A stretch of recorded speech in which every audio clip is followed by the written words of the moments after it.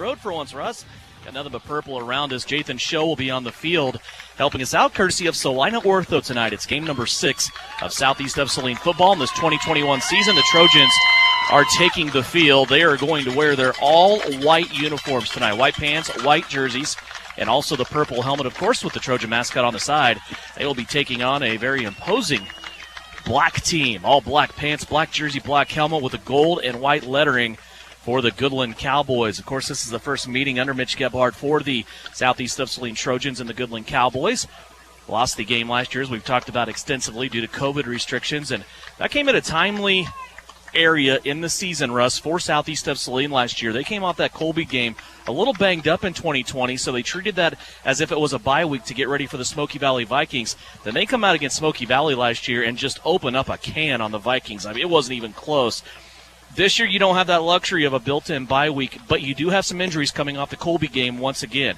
So far tonight, we know of Michael Murray not being able to play. He was held out of this game. Also, Dalton Bunch, he won't play either. So we'll get to see a couple of faces in new places. One of them will be Braxton Blake. He will start on the defensive line, so he will go both offense and defense tonight. Of course, he started at center all season long for Southeast. And we'll also see Tucker Thaxton and a host of others in the replacement of Michael Murray, not only a wide receiver, but also at cornerback on defense. Yeah, the injuries that happened last week, kind of freak deals is, Murray going down on the first defensive play of the whole game. And the bye week, you're right, came at a great time last year. This year, COVID kind of calmed down. We get to come out here, and Mitch real excited to play this Goodland team. We're pretty close to the field here. It's a little bit like arena football that you and I cover over the summer with the Saline of Liberty. I mean, we are pretty much at a fence at the bottom of the bleachers, and then there's probably 15 yards of grass before you hit the sideline. There's not much room for Jathan Show to work the sideline down there, but he will do it tonight. Jathan, when you look at the Southeast of Saline team, obviously expectations have grown. They're 5-0. They've outscored their opponents by a ridiculous amount so far this season. They are at a plus 42. 2-0 in district play. They're the only team in District 6 that can do that. What are the expectations when a 5-0 team that is dominated like Southeast of Saline comes in against an 0-5 Goodland team? I mean, do you come up to the stadium looking for a running clock in the second half? I just think you just got to take care of your own business first off and foremost. I mean, to come up here with that long road trip, kind of just get the legs going up and loosen up here. See what this first quarter is going to be going for Southeast of Saline, but Don't expect nothing, because you never know what Goodland might come out with and what Southeast Saline might be like with a couple of changes on the personnel side. But it'd just be an incredible just to come up here and get away from the humidity that Southeast of Saline has and come out here to Goodland out in western Kansas. I've said that a couple of times. I'm not sure I'm buying that in October, that we're going to blame humidity on anything. That's a good try. Southeast, as I said, wearing all whites, purple lettering, purple numbers. They're taking on a Goodland team tonight that we're going to see a little bit of a different offense out of. Goodland deferred the opening toss, so we'll have to wait to see that Cowboy offense. Southeast of Saline will be on the return side to start this game. Some games that we're keeping an eye on in district play. Colby, they're 1-1. They're also even in points. They take on the Russell Broncos tonight in Colby, right down the road. Russell comes in 1-1 after a big victory over Scott City last week. They come in now at a negative 16. They got some of those points back that they lost against Southeast in week 1 of district play.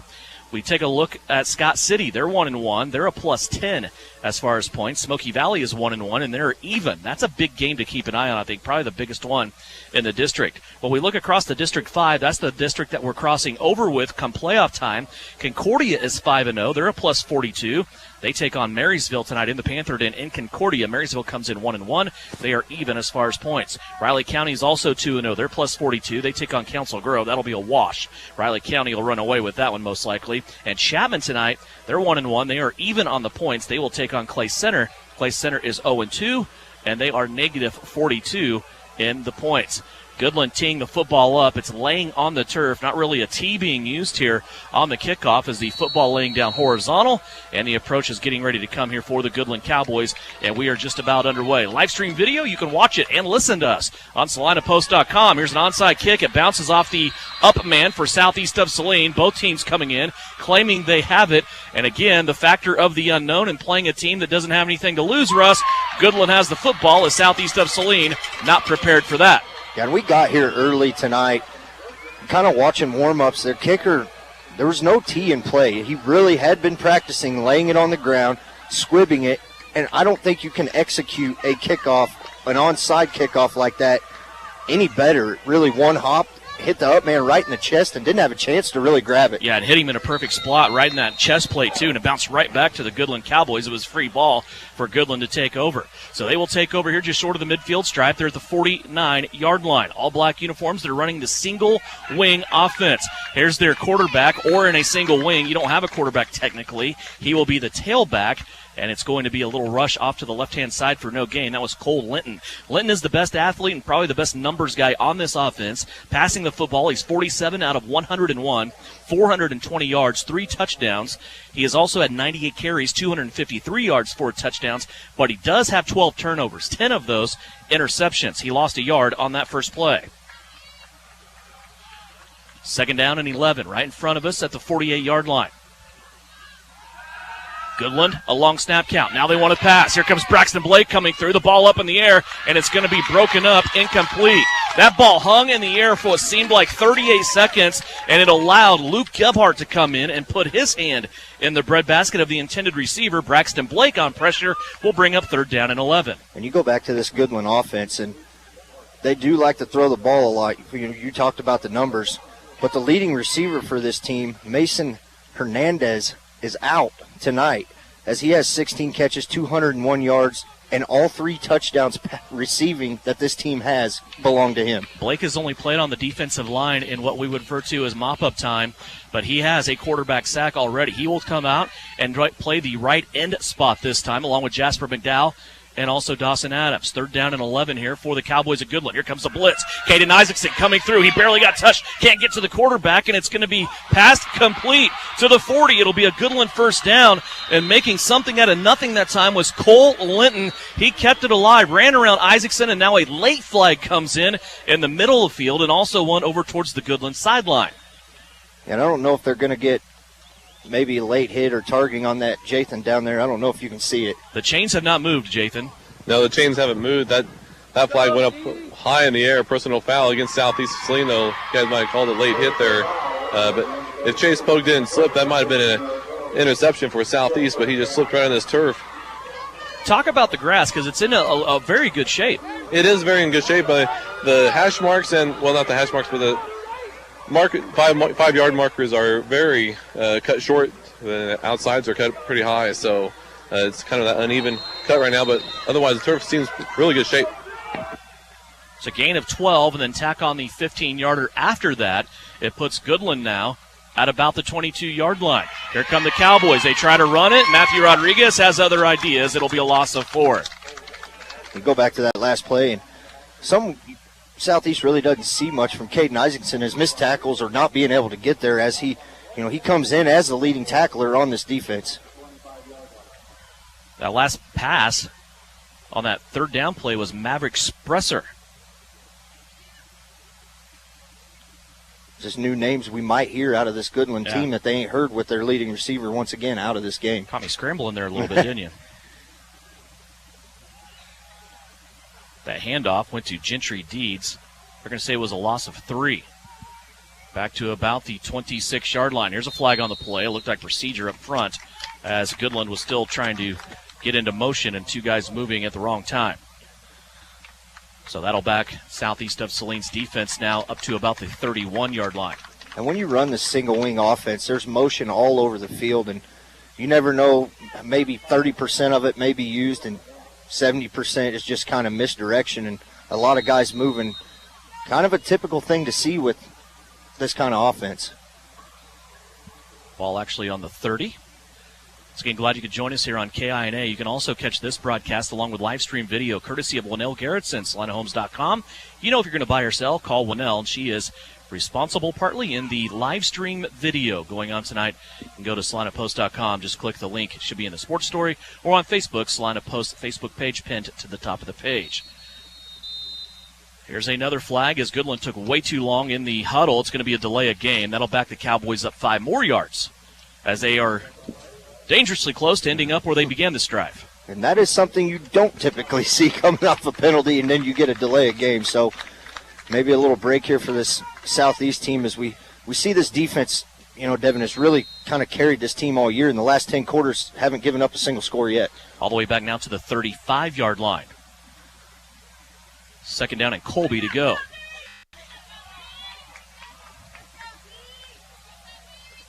One tight end standing up, could be a receiver on the right-hand side. And movement up front now by Southeast defensive line. They're going to be gratuitous and say, well, we took 5 yards from you, here's 5 yards back.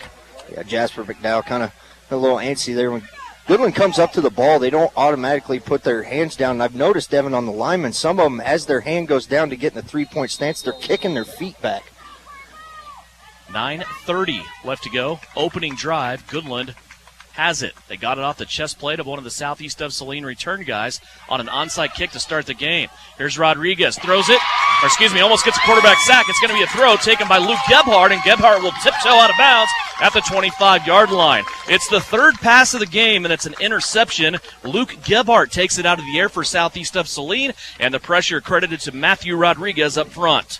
Yeah, and we saw the secondary on the play where, I don't remember, Jathan, who fell down on the last one, but Luke able to keep his footing right there and pick the ball off. Yeah, it was Chase Poga fell down that last time, but like you said, I mean, those balls that he's throwing, they're just flying ducks and just not getting up momentum in the air. 11th interception of the season for Goodland. Here's the screen out now to Chase Pogue. Pogue has some room. He's going to cut it back to the 30. Gets tripped up there, falls ahead to the 33. A flag comes in on that far side. Right now, as it stands, it's a gain of 6 for Southeast of Saline. We'll check the flag. Or maybe a flag didn't come in. Yeah, they did. And it really wasn't but one blocker out there, so I didn't see what emotion. Say block in the back. They're going to push Southeast of Saline back here. So the pass was complete. Went for a gain of 7. And now they're going to wipe that one off. Go back. It's a spot foul, taking it back the other way. Now they're going to put the football down at the 20. Maybe one of the ugliest starts to a game that we've seen all year. Southeast, though, coming out first down, throwing the football. So we look to the left. We will see Luke Obermeyer, sophomore, 175-pounder. We've seen him on defense and a lot of special teams. Now getting some work over here on the left-hand side. Chase Pogue in the slot. He's going to come around, fake the jet sweep. They go to Rodriguez. Matthew right up the gut. He's going to drag the pile out to about the 24-yard line. A gain of 4 on the play for Matthew Rodriguez. Rodriguez having a great year, Russ. He doesn't touch the ball a lot, but he has 9 touchdowns, and that means every 5.7 carries for Matthew Rodriguez, he's in the end zone. Yeah, just incredible numbers that all of really this whole Southeast Saline offense is putting up. Gebhardt out rolling left now on a second down and 12. He's going to throw it. Pogue leaping, catching 35. First down Trojans out to the 43-yard line. A leaping catch there from Chase Pogue as he was able to get the roll out there from Luke Gebhardt. They go from the 24 to the 43. It's a gain of 19, and the Trojans move the chains. And Southeast, really goes no huddle all year. But we've really seen them kind of turn it up when they get the ball going. Ball out now to the 43. Gebhardt wants to throw the other way. There's Jake Gebhardt. He slips a tackle across midfield at the 50, 45-40, and brought down there at the 37-yard line. Southeast of Saline moving now as they go 20 yards on that play.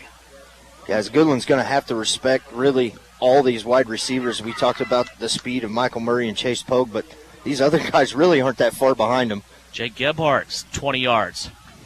Football now sitting at the 38.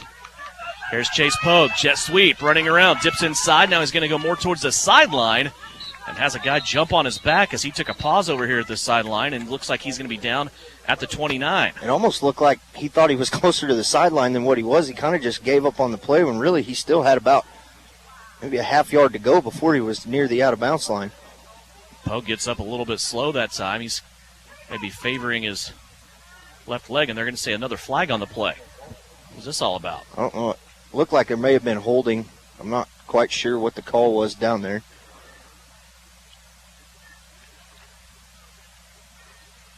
Flag sits at the 36-yard line.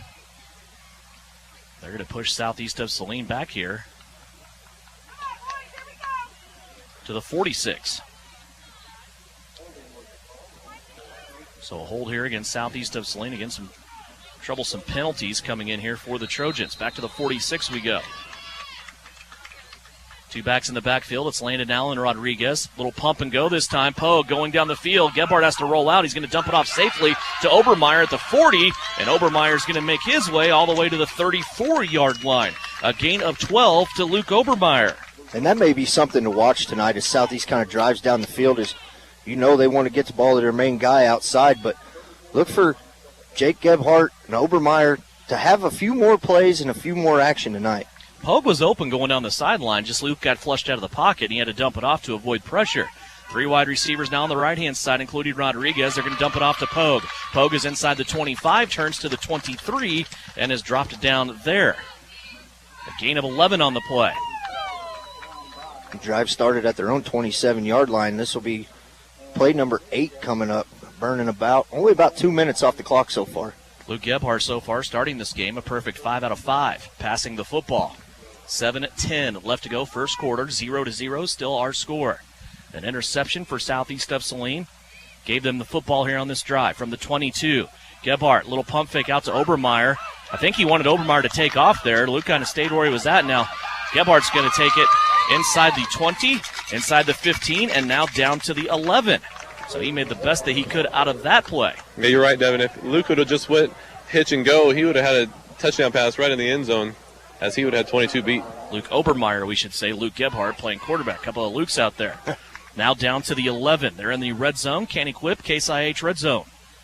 Here's the give to Rodriguez. Straight up the gut, flips through a tackle, now goes through the second level. He's inside the 5 and destroyed a couple of Goodland Cowboys there, and he will be brought down inside the 5-yard line. Second goal coming up. And an excellent reach block there by Braxton Blake, kind of pulling over a little bit to kick the guy out.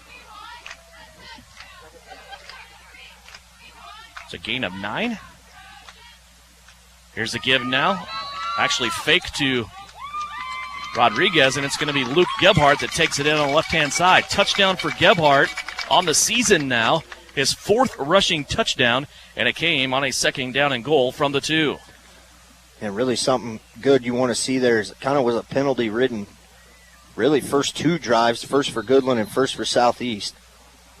6:23 left to go first quarter. First score of the game belongs to the Trojans. Now the swinging gate set up here for Southeast of Saline. Snap back to Luke Gebhardt. He's rolling right. Has Jake Gebhardt out there with him. He's going to throw it up, and Jake out jumps the defender for Goodland and scores. It's 8-0 now, Southeast of Saline. They lead by 8. 6:23 left to go first quarter. Back with more Trojan football on the road here in Goodland on KINA. When it comes to making plans for next year, it's time to think new for 22. Take advantage of the season's best pricing on model year 2022 Case IH equipment from Canny Quip. Choose from Case IH seeders, tillage tools, and more. Plus 5 years of an AFS Connect subscription with purchase on select equipment. Visit Canny Quip in Salina, your Case IH Red Zone sponsor. Canny Quip you. You're listening to Trojan Football on KINA Sports. Here's an early check of the Bennington State Bank scoreboard from Saline County. Inman leading El Saline in the first quarter, 12-0. Devin, Russ, Jathan, Big Sam, all back here. Southeast of Saline leading 8-0 as they take their first drive down the field and score. Luke Gebhardt on a 2-yard touchdown run. Then the 2-point conversion was Gebhardt squared as Luke threw it in the back corner to Jake. On that opening drive, Luke Gebhardt 5 of 5 throwing the football. He hit Chase Polk 3 times. Jake Gebhardt and also Luke Obermeyer. Here's the kick now as Wyatt Boyd puts it in the air. Taken by Goodland. Back at the 10-yard line now. On the accelerator to the 15, 20. Has some room at the 25. But taken down there by Mac Chambers. Boy, it looked like some room there for the Goodland Cowboys on that return by DJ Knox. And Knox was taken down on a shoestring tackle. May have saved a lot more yardage that time for Southeast of Saline. Mac Chambers on the stop. Yeah, and special teams is a real important part of the game. And Wyatt Boyd, only a sophomore, getting a lot of work in on kickoffs and averaging 42.4 yards a kick, which you can't ask for nothing better than that. Goodland now has the football. Second drive of the game. Backed up here at their own 26-yard line. Single wing offense. They're going to sneak it into the belly this time. It looks like maybe DJ Knox again on that run. And it is. DJ will take it off to the left-hand side, end up on his own sideline, and it will be a gain of 5. Wyatt Boyd doing a nice job on that outside D-back spot. Getting trained there back there by Chase Pogue on field, telling him what to do, lining him up right on things, but nice job by Wyatt Boyd getting that outside tackle. Line of scrimmage at the 31-yard line. Goodland, 2nd down and 5. 1 receiver on the right-hand side, 2 on the left. This is kind of a single-wing spread. They do love to run the football, but they will also pass it every now and then. They go back to DJ Knox, the senior, and he will take it across the 30 and end up at the 34-yard line on a gain of 3. Little sneak inside that time by Goodland, Russ. Yeah, and DJ Knox is not a very tall player at all, so he kind of just follows behind the big lineman up front, especially on the right-hand side over here. Or now going out to the left, he's kind of bouncing back and forth. Number 70, Dexter. You're going to have to help me on that last name. That's Doddle. There's a blitz by Southeast of Saline now, 3rd down and short. And Cole Linton comes across the line of scrimmage. He looks like will pick up the 1st down as he kind of ran away from the blitz that time, and they're going to eyeball it across the field here. Linton, the sophomore, playing that tailback/quarterback spot for the Goodland Cowboys. They're staring our way, and they're going to say, oh, we better measure it. Better measure it. So the measurement coming. They'll go to the middle of the field. If they do not get it, it will be 4th down. The chain crew coming out wearing their painters' outfits. The onesie overall. Very classy this time of year in the fall. It's the first time I've seen it in the high school game. I've seen chain guys wear, stripes or whatever, but the whole fluorescent orange? Yeah, never white. Never. They blend right in with the Southeast players standing there on the sideline. Never the outfit that says, we're going to go paint a house after this game. The great thing about that is, though, when you look at your closet before the game and you're coming out to run the chains, you don't need to worry about what you're wearing.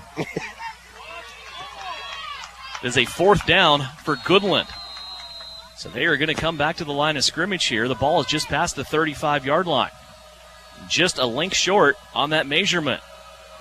Looks like they're lined up strong to the left. They're going to sneak it back to DJ Knox to the right. He will have the 1st down on a gain of 4. He did what he had to do. He will keep this Goodland drive alive to the 44-yard line. Yeah, just in the short. 39-yard line. Short drive here.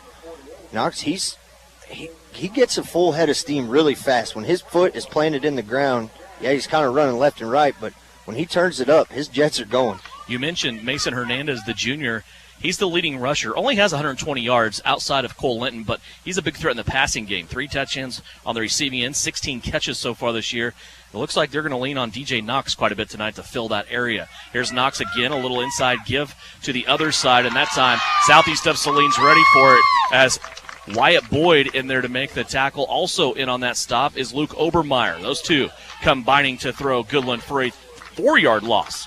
And when you come up against single wing, you really have to stay disciplined on the outside at the outside linebacker, the cornerback position. 2nd down and a long 13. They're going to call it a loss of 3 for Goodland as we work our way towards the 3.5-minute mark of the first quarter. Beloit leads Norton 6-0 early on in the first as we check the Bennington State Bank scoreboard. 2nd down and 13, Cowboys. Here's a low snap. Linton pulls it out. Now he's going to airmail it over here near side. Devontae Hardy, and Hardy is going to pay for catching that football. He dropped the ball, and that might have been in his best interest. Yeah, because Landon Allen was coming with a full head of steam, set of steam right there. And just really, it was well read out here by Jake, too. Kind of got off the block, and they were both right there. Landon was here, but he had the Gebhardt twins in his sidecars. That'll bring up now 3rd down and 13. Ball sitting on the 36. Goodland still on their side of the field. They'll send a guy in motion. They will make a complete set of 3 wide receivers to the right-hand side. They go full spread here with 5 wide receivers. Low snap to Linton. Wants to look left. A DB falls down again for Southeast of Saline. DJ Knox trying to get towards 1st down yardage. He is going to fight his way out to the 42, it looks like, and still quite a bit short. Yeah, it looked like Chase Pogue was the one that kind of lost his footing again over there on the outside. So DJ Knox that time. A gain of 6. Ball out to the 41. 4th down and 8 coming up here for Goodland. They have the look like they may punt for it here. Chase Pogue is the only one back for Southeast of Saline.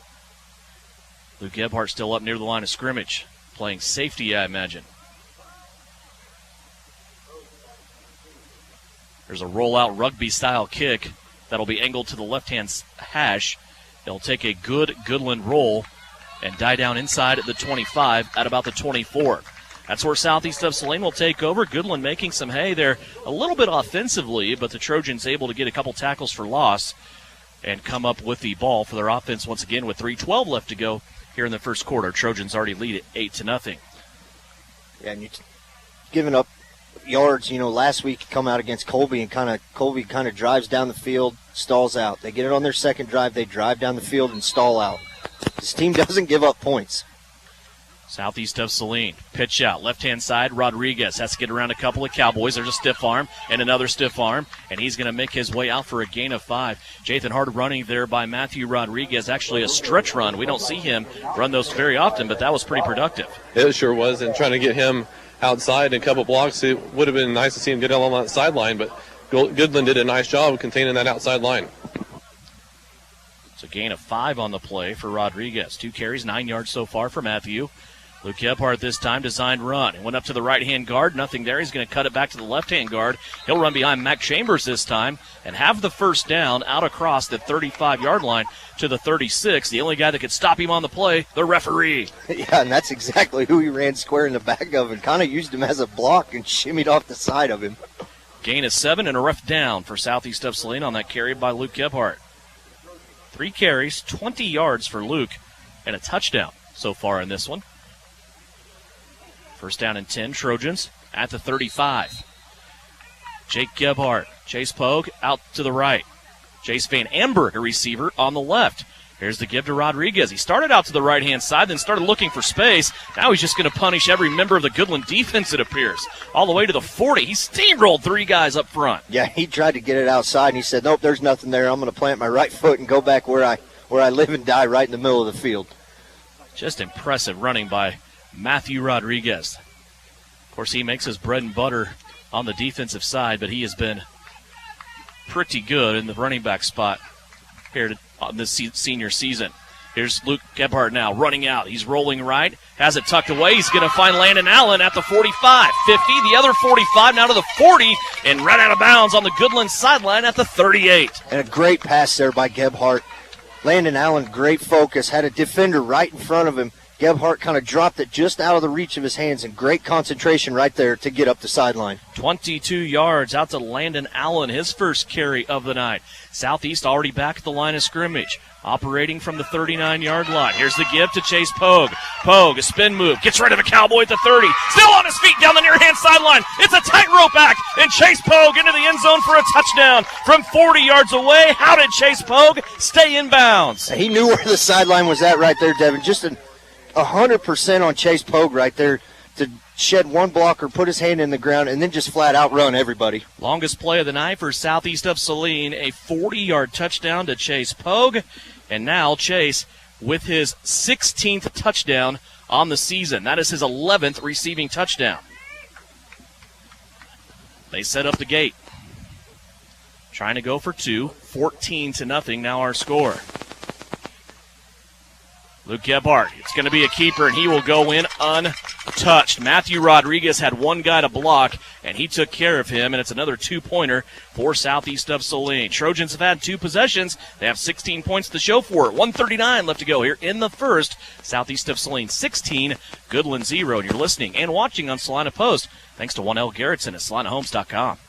Suburban Appliance Center is your official dealer for Traeger grills. Check out this 6-in-1 versatile unit that grills, bakes, smokes, roasts, braces, and barbecues. Suburban is your exclusive dealer for the Traeger Timberline series, and they have your Traeger spices too. Suburban Appliance Center, they are locally owned, and they offer appliance brands like Amana, KitchenAid, Whirlpool, and of course Maytag. Suburban also offers exceptional service. Suburban Appliance Center, 1900 South 9th. You're listening to Southeast of Saline football on KINA. The familiar connection that we have been accustomed to of Luke Gebhardt to Chase Pogue has just happened again, this time from 40 yards away. Southeast of Saline adds on the run of the two-point conversion, and the Trojans lead at 16-0 here with 1:39 left to go in the first quarter. We'll go down to Jathan Show and check in with him after this kickoff by Wyatt Boyd for Southeast of Saline. Chase Pogue having an extensive conversation right now with Chance Potachik. Well, Chase Pogue kind of came off the field, and they were both kind of looking at his fingers. It was his offhand, his left hand, that he put in the ground. That's what, I didn't even get a chance to holler about that as he was going down the sideline. I was impressed if he was just keeping the train in bounds. There's Boyd's kick. It's a high end-over-ender. This one's going to be a challenge. Goodland's going to handle it at the 15-yard line. It's Chase Linton, and he absolutely gets blown up at the 20-yard line. Look out, said one of his up men. That's what you call a look-out block, where you just miss it, and then you hope and pray for your receiver, man. Jathan, you got a good look at that looking down the sidelines. There was a huge blow up there by Southeast of Saline on coverage. Yeah, he was, and that returner, Caden Isaacson, just laid him out just to flatten him, and also laid out his defender who had him on the block. But Southeast Saline is sure rolling in this first quarter right now, and Chase Pogue and Luke Gebhardt doing a tremendous job hooking up, and they're just doing a fabulous job on trying to find out who's open and for Southeast. Isn't that what Caden Isaacson does, though? When he was a freshman and a sophomore last year, we noticed him first on special teams. He would just turn people inside out. Now he's doing it on defense full-time. One of the top tacklers on this team, along with Matthew Rodriguez and Dawson Adams. Here's a screen play out to the right-hand side into the hands of Devontae Hardy, the junior, for Goodland. It will be a gain of 6 on the play, out to about the 26-yard line. Yeah, and Devontae Hardy seeming to be the number one go-to right now for Goodland. Is really whichever side he kind of goes out on, he has a substantial height difference against the Southeast Saline defense. It's a Goodland team. They're tall. Yeah. Be a good team to run the spread with. That's what they did the last few seasons. Now they're in this misdirection, smoke and mirrors type play. They go to DJ Knox, who tries to swing it over the left-hand side, and he is taken down by Wyatt Boyd, Jace Van Amberg, Jasper McDowell, Caden Isaacson, Matthew Rodriguez. And I imagine Gebhardt, after that first drive that Goodland had, that misdirection counter, whatever you want to call it, really getting 4 or 5 yards of carry. And then on this drive, that's first time they ran it. Really, it's not going anywhere now. So they pick up 5 on first down. They lose 5 on second down. Now it's 3rd down and 10. Ball sitting at the 21-yard line. Closing seconds of the opening period. 22 seconds left to go. 2 wide receivers to the right, 1 to the left. Cole Linton wants to take the snap. Looking left the whole way. He's going to throw a frozen rope over there to the side. Jace Van Amberg and also Jake Gebhardt. Nope, Wyatt Boyd gets up after making the tackle. It's a 5-yard gain, and that will be the end of the quarter. Goodland has a decision to make when we come back. They have a 4th down and 5 in front of them. We'll step away. End of 1. Southeast of Saline 16, Goodland 0. You're listening and watching Southeast of Saline Trojan football on the road in Goodland here on KINA. The Bennington State Bank proudly supports local sports and wants each student to know that their hard work and talent is noticed and appreciated. At Bennington State Bank, they care about local communities and are committed to fostering long-term relationships through the delivery of excellent customer service, integrity, and fairness. From helping local businesses acquire relief loans to supporting community youth and nonprofits to helping you purchase your dream home or invest in your future, Bennington State Bank is here to help. Give them a call to experience exceptional banking with hometown service. Bennington State Bank, your trusted hometown bank. Member FDIC. Experience a new kind of clean with Sage Select. With the help of AI, Sage is creating an exciting new line that will revolutionize how you clean in a fun, fresh way. Combining our team's knowledge and your input, Sage is able to create art and animation expressing the joy of clean, as with Mom's Street-Free Glass Clean or the amazing Green Bowl Clean. Have some fun and experience a new clean at SageSelects.com or call us at 785-309-1919. You are listening to Southeast Trojan football on KINA Sports. Beautiful night for football here out west in Goodland. 77 when we kick this off. That'll quickly drop to around 65 by the time we're done tonight. Southeast breeze at 10 miles an hour. Checking your Bennington State Bank scoreboard. Inman over El Saline now 22-0. Solomon over Lincoln 16-8. 4th down for Goodland. They're going to go for it here. Chase Pogue's going to come from his deep spot, and they might quick kick here. That's still a possibility, of course, but they're going to go. Chase Linton looking to the right-hand side, wants to throw it. Ball popped up on the air, incomplete. And now you've just given Southeast of Saline, one of the top offenses in Class 3A, a short field. Yeah, and it's probably a good thing there for Goodland that was incomplete, because everybody on their offense was on the near side towards us, and they had free reign to the end zone right there. So Southeast is going to take over here at the 27-yard line. Boy, you really kind of, I don't know. I think you know the outcome of this game and how it's going to go, but you're not prolonging the agony at all by doing that. I mean, you're just pretty much saying, well, here it is. 3 wide receivers, left-hand side for Southeast of Saline. Little play-action fake there on the fullback belly option to Rodriguez. I call it a fullback. There is no fullback, of course, in Southeast, but Matthew could easily be one. He gets a couple of yards on first down. Kind of the universal guy there in the backfield, but runs much like a fullback, would rather be inside the tackles right up the middle. To the 25-yard line. 16 yards for Rodriguez. Second down and 8 coming up.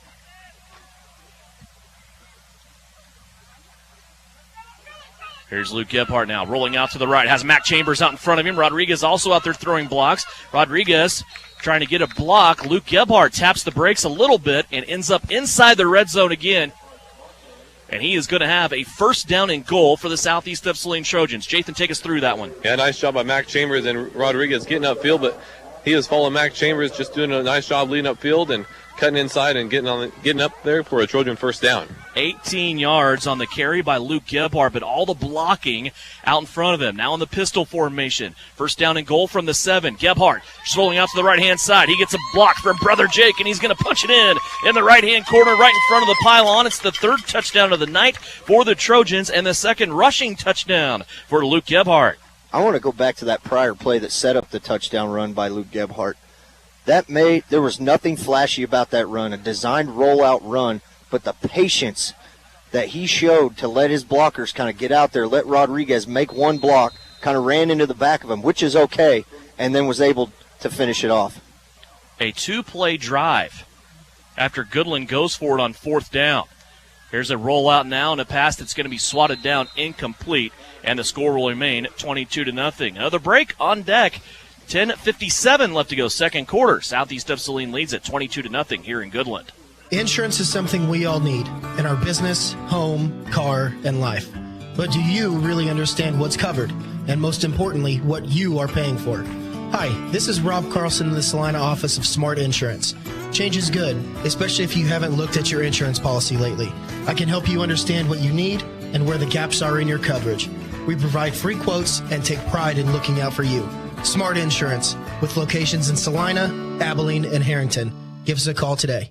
Work hard, play hard. Good luck, Trojans, from Roselawn Memorial Park in Salina. To learn more, visit roselawnsalina.com. Back here in Goodland, 22-0 is our score. Just under 11 minutes left to go. We're early on in the second quarter. At halftime, kind of stepped out of our realm a little bit. We did not talk to Wade Castleman, our favorite cross-country coach. There wasn't really any action to talk about. They've been working hard in practice. They did not have a meet this week, but they are getting ready for a big meet tomorrow at Riley County, I believe, if I remember right. So he is back home, hopefully relaxing, getting ready for that big meet tomorrow. Wade Castleman and his number 1 ranked Trojan cross-country teams. There's a flag on the return as Goodland brings it back to the 30-yard line. We'll have to check the laundry that lays at about the 26-yard line. I'm going to imagine it was a block in the back, and he might have just saved the returner again because Caden Isaacson, I believe, went flying on that play. And it was a block in the back. So it'll move back half the distance. Or no, it'll be 15 yards from flag thrown at Goodland's 27-yard line.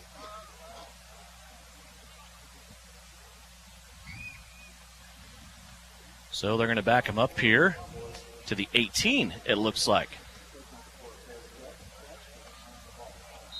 See what Goodland can muster up here on offense. They've only been on the Southeast of Saline side of the 50 one time. And that was by penalty. From the 18, here's Linton. Takes the snap. He wants to sweep it to the right-hand side, looking for some blockers. It forms well and comes across the 20 to about the 24 on a gain of 5. Inman and El Saline, it's getting ugly quick as we check the Bennington State Bank scoreboard. 38-0. Inman. Russell leads Colby 14-0. Broncos got healthy in the last 2 weeks. They beat Scott City last week, and now beating Colby. I just can't shake that memory of them only getting 11 yards of offense, though, against Southeast of Saline. Linton on a 5-yard gain brings up 2nd down and 5. And this one gets blown up in the backfield. It seems like whenever Goodland takes time for a play to develop like that, even though it is a handoff, but those inside handoffs that are taking any amount of time, Southeast is there and ready to go. And we've seen that all year, Devin, with the front three up there for Southeast Saline, really kind of controlling and setting the tone early for the whole game all year. That will back the Cowboys now inside of the 20 to about the 19-yard line, it looks like. Jathan, if I ever butcher one of these ball spots, just let me know because you're right on it. Oh, you're about the 18, but Thank you. Braxton Blake just did a tremendous job fighting through that line and getting that tackle. From the 18, 3rd down and about 9. And we're going to have a stoppage in play here as we have a timeout taken by Goodland. Their first of the half. They have 2 remaining. 9:33 left to go here in Goodland in the second quarter. Southeast of Saline leads at 22-0 on KINA. At home or on the road, K4 Garage will keep you moving. With over 12 years of mechanic experience, owner Nick Trout will diagnose and repair your engine to keep you in the game. Full-service gas, diesel, or tires. K4 Garage also has a fully stocked convenience store with snacks and drinks. Open Monday through Friday, 7:30 to 6, Saturday from 9 until 3. Trust K4 Garage with keeping you on the road. And if it has oil, they can change it at K4 Garage in Gypsum. You're listening to Trojan Football on KINA Sports. Back here in Goodland, live stream video on SalinaPost.com if you want the visual effects of Trojan football tonight. Again, that's presented by Winnell Garrettson, SalinaHomes.com. You know whether to buy or sell, to call Winnell. If you're considering listing a home, you also want to holler at Winnell. She's sold over 300 homes in the past 7 years. Try to wrap your mind around that. I wanted to see your face. And when now I is said a that. great time to sell. Here is Goodland now.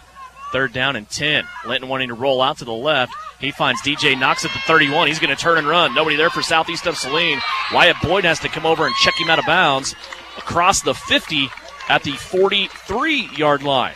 Boy, that was blown coverage there by Southeast of Saline as they were able to leak DJ Knox out of the backfield and cross the 50 for just the second time tonight.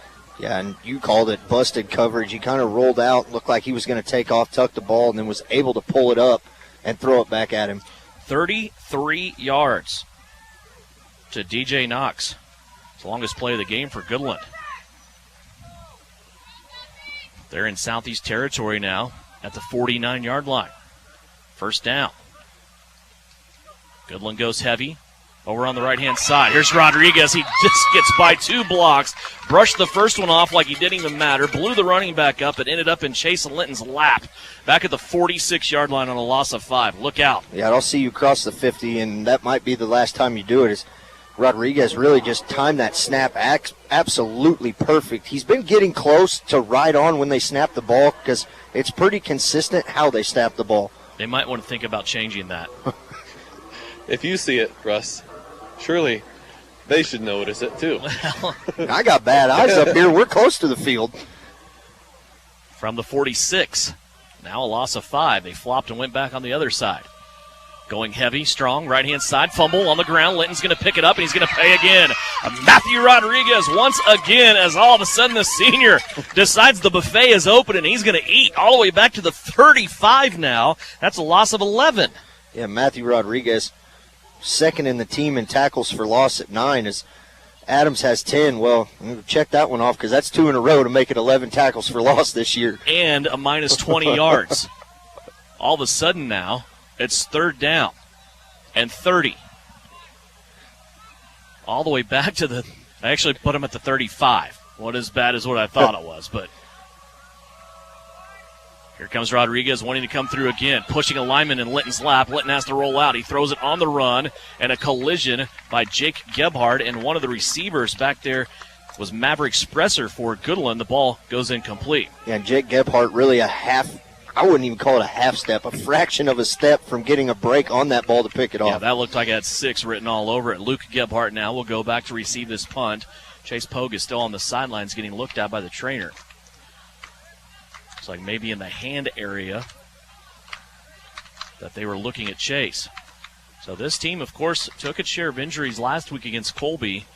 That's spilling over a little bit here in this game against Goodland now with Chase Pogue. 4th and 23 from their own 35-yard line. Goodland, rugby-style punt again. Boy, one of these is going to get blocked. This one's going to bounce at about the 30 and then just kind of die there in the grass at the 28-yard line. So Southeast of Saline's offense will come out once again as Matthew Rodriguez just almost single-handedly blows up that last offensive possession for the Goodland Cowboys. And they were forced to punt from their own side of the field after they sniffed the 49 one time. Yeah, and go back to that rugby-style punt. You don't really see that. It takes a lot of time. It takes a lot of time for a guy to run out. He's kind of got his eyes down the field because I don't know if their option is, hey, I can pull it up and throw it, or I can run it. As long as there's no lineman downfield, and there's a lot of things you can do, but this Southeast team might not be the team to do it against. Wyatt Boyd now out there, a wide receiver. They start at their own 28. Little screen play out to Jake Gebhardt. He'll take it across the 35, then walk it out of bounds here as they cross the 37 to the 38-yard line. It will be a gain of 10 yards and close to a first down. It is a first down. 10 yards on the play. And that's the difference at Jake Gebhardt and, say, a Michael Murray or a Chase Pogue that I've kind of noticed is there's nothing really flashy about Jake. When he gets the ball, he knew right where the sticks were at, and he was going for it. Yes, sir. We're going to have a stoppage in play here as one of the Goodland defensive backs in the middle of the field is doing some shoe maintenance. He'll now come over and try to cover Wyatt Boyd. Over by himself on the left-hand side, Jace Van Amberg. Boyd will go in motion. They hand it off to Rodriguez. Straight ahead, breaks a tackle in the backfield. Now runs over a linebacker. Rodriguez is off and running. He's at the 40. DJ Knox has a chance. Rodriguez at the 30 to the 20. Stiff arm at the 10, and it doesn't matter. Rodriguez takes it into the end zone. Matthew Rodriguez just stiff-armed a defender at the 10-yard line and took him for a ride to pay dirt. A touchdown by Rodriguez from 39 yards away. Yeah, and an absolute block, great block once again by Braxton Blake at the center position to kind of pull out, to get one block down and everything else down to Rodriguez. And he kind of just finished that from about the 30-yard line on, all by himself. 55 yards now on 5 carries as Matthew Rodriguez finds the end zone. And what he did near the line of scrimmage was a piece of art anyway. But then when he got closer to the end zone and had to get in, it was like, get on, let's take a ride, boys. I'm going there. Here's a snap back to Luke Gebhardt now. Has Rodriguez out in front blocking. Luke's going to tuck it, and he's going to zigzag his way in for 2. 7:16 left to go. Another 8 points on the board for Southeast of Saline. And the Trojans now lead at 30-0 here from Goodland on KINA. Exit 14 Restaurant in Gypsum, Kansas is cooking up something amazing today. Whether you want to order from our menu or try one of our delicious daily specials, try one of their scrumptious desserts. Exit 14 is open for lunch Tuesday through Saturday 11 to 2 and 5 to 9 Thursday through Saturday. Head out to try Prime Rib Night last Saturday of the month and open for Chicken Dinner Day on the first Sunday of the month. Exit 14, 512 Maple in Gypsum, Kansas. Great people, great food, good time. You are listening to Southeast Trojan Football on KINA Sports. Matthew Rodriguez looking like Marshawn Lynch out here on this field in Goodland as he went beast mode on the Goodland defense. As you said, though, Braxton Blake at the point of attack in that offensive line up front for Southeast of Saline. That includes Mac Chambers and Dawson Adams on that right-hand side. Helped him kind of get to that second level, but then it was just punishment for everybody on the Cowboy side as Matthew Rodriguez gets another touchdown now on the season. That is his 10th rushing touchdown, and he keeps his average up now of 5 carries every touchdown. There's Wyatt Boyd. He puts the football in the air. It's going to take a bounce and go at the 10-yard line. Cole Linton has to return it here for Goodland, and he's going to be dropped after a 10-yard gain at the 20. Jathan Show, tell us all about that Matthew Rodriguez run from field level. Well, you guys explained it really well with that line getting up to the first level, then him just finishing off the second level and laying the guy out with that stiff arm, that was a vicious stiff arm, and then he just finished it off, and the touchdown just was an incredible play by Matthew Rodriguez, and I think he just thrives on that and just tries to hit somebody and does what Matthew does best and finds the end zone for Southeast. Here in front of us at about the 45, he dropped his shoulder in the linebacker level just to hit somebody. And Harrison and I just kind of looked at each other on that because it was right in front of us, and we talked about it during break. I don't know if you could see that or not, Jathan. You were more closer to the end zone, but that whole run was just fantastic. There's a ball that goes on the ground. It's going to be snuck into the belly of DJ Knox, and he's going to pay for it as Jasper McDowell comes on a house call. Boy, DJ looked like he had some space in front of him. All of a sudden, he got slung around and slung back for a loss of 1. Yeah, McDowell obviously overpowering most everybody on the Goodland offensive line, but kind of just stuck his big old left paw out there and just kind of grabbed a hold of him and really just kind of spun him around. Loss of 1 will put Goodland now back to the 19. 2nd down and 11. Goodland has some success throwing the football. They're 5 out of 10 so far. They do have the 1 interception. Cole Linton wants to throw again. Goes out, bubble screen to Knox on the right-hand side. Landon Allen out there fighting with the receiver, trying to throw a block, and then coming in making the tackle for Southeast of Saline was Matthew Rodriguez and also Jake Gebhardt. And only really about 2 plays that I've seen, Devin, out of this Goodland offense that's able to get positive yards is that quick little bubble screen when the receiver catches it, and then that little trap play kind of reverse almost out of the single wing. DJ Knox for a gain of 7. Now he has 51 yards on 4 receptions. Football out to the 26-yard line. 5:54 left to go here in the second quarter. Southeast of Saline leading it 30-0. Slow breaking the huddle are the Cowboys. Looking at a delay of game here possibly. They do snap the ball just in time. Here comes Cole Linton. Gets around Rodriguez, but then Landon Allen will greet him just short of the 30-yard line. They're going to say actually he is right on the 30. That will be a gain of 4 and close to a first down. And you say get past Rodriguez right there. Rodriguez really did his job, kind of went up as the lead guy and took out both lead blockers on that play. Forced Linton back inside there where Landon Allen could get him. And we're going to have not our first, but our second measurement of the night. Painter's coming back out on the field. He's trying not to say anything. He just had to go I and had do it. Had to go and do it. It does give us a chance, though, to check the Bennington State Bank scoreboard. Hutch leads Salina South 7-0. Russell now leading Colby 21-6. Also, Solomon over Lincoln 22-8. Inman over El Saline 38-0. And let's see, we got one more score in here. It is Chapman and Clay Center. Clay Center leading Chapman 12-6. Wow. That's the game that could turn that district in the middle anyway upside down. I think right now Concordia and Riley County are your 1 and 2. But now everybody else is fighting for 3 and 4 and seeing how that's going to hash out. Of course, that's of concern to Southeast of Saline fans because if things continue for the Trojans and they win the district, they will get number 4 out of that district, district number 5. Something I've noticed as they're taking out the guy I was just going to talk about on the Goodland offensive line is number 79, kind of falling back, not really staying set at that left tackle position. Measurement was long once again, 4th and inches here for Goodland. They're coming up. They're trying to get a hard count. Linton now has to call a play. He's going to take it himself. It's quarterback keeper. Linton looking to the far side, and he is going to lean forward. A big collision there, right where the sticks were. And it looked like he went from 8 inches short of the 30 to 4 inches on the good side of the 30. That's going to keep the drive alive for the Goodland Cowboys as Linton gets half a yard. And that's kind of the wins and losses of this, say, a single wing offense or a completely shotgun offense, basically like K-State runs. You turn a 4th and inches into a 4th and 6 almost, and you got to get 6.5 yards now. One receiver comes out left-hand side. Couple to the right. Linton glances left. Now he wants to roll right. He's going to throw the football, and it's going to be knocked up in the air and out of bounds. Once again, Daniel Kerr in on coverage here for Southeast of Saline.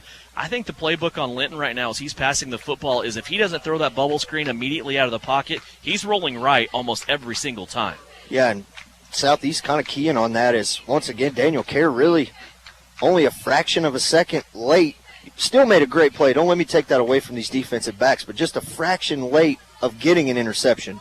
6 out of 12, 50% throwing the football here for Cole Linton, the sophomore quarterback for Goodland.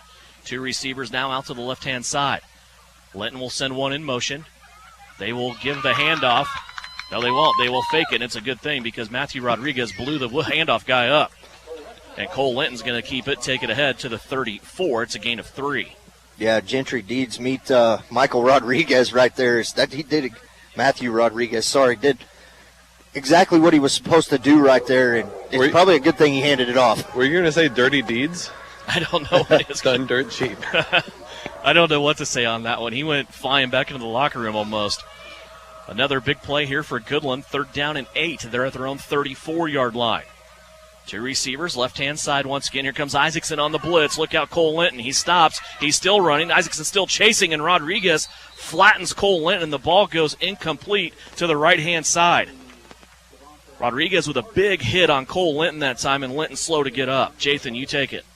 Yeah, just a vicious hit there for Matthew. Just unfortunate where he got to take out not really take out him out, but just where it had to happen at. So Matthew Rodriguez was just doing his job, though. I mean, just getting in the backfield and taking care of what he's known to do and what he does best, and that's to get to the quarterback, and that's his job. So. Well, Linton was fully extended, too. He had his hand up in the air. The ball was up above his helmet, and he was stretching to throw that football right when Matthew came in and hit him, and he is down and getting the attention of the trainer. So with 3:54 left to go here in Goodland, it's 30-0. Southeast of Saline leads as we step away here on KINA. Maybe you don't play quarterback or make the highlight reel. Maybe you're not a high school athlete anymore. But just like an athlete, you can get first-class orthopedic care from Saline Ortho. Their doctors and staff strive to get you back to an injury-free, pain-free life as quickly as possible. Saline Ortho has a doctor on call 24/7 for all orthopedic injuries. So next time you're injured, trust the experts at Saline Ortho. Your voice, your choice, past, present, and future. See them online at salineortho.com. You're listening to Southeast of Saline football on KINA.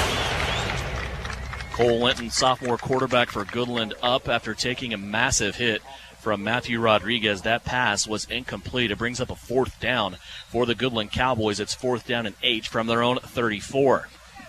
See what Goodland has now on their minds. Luke Gebhardt is going to go out, and he's going to be in punt return formation, assuming Goodland will be also in the same.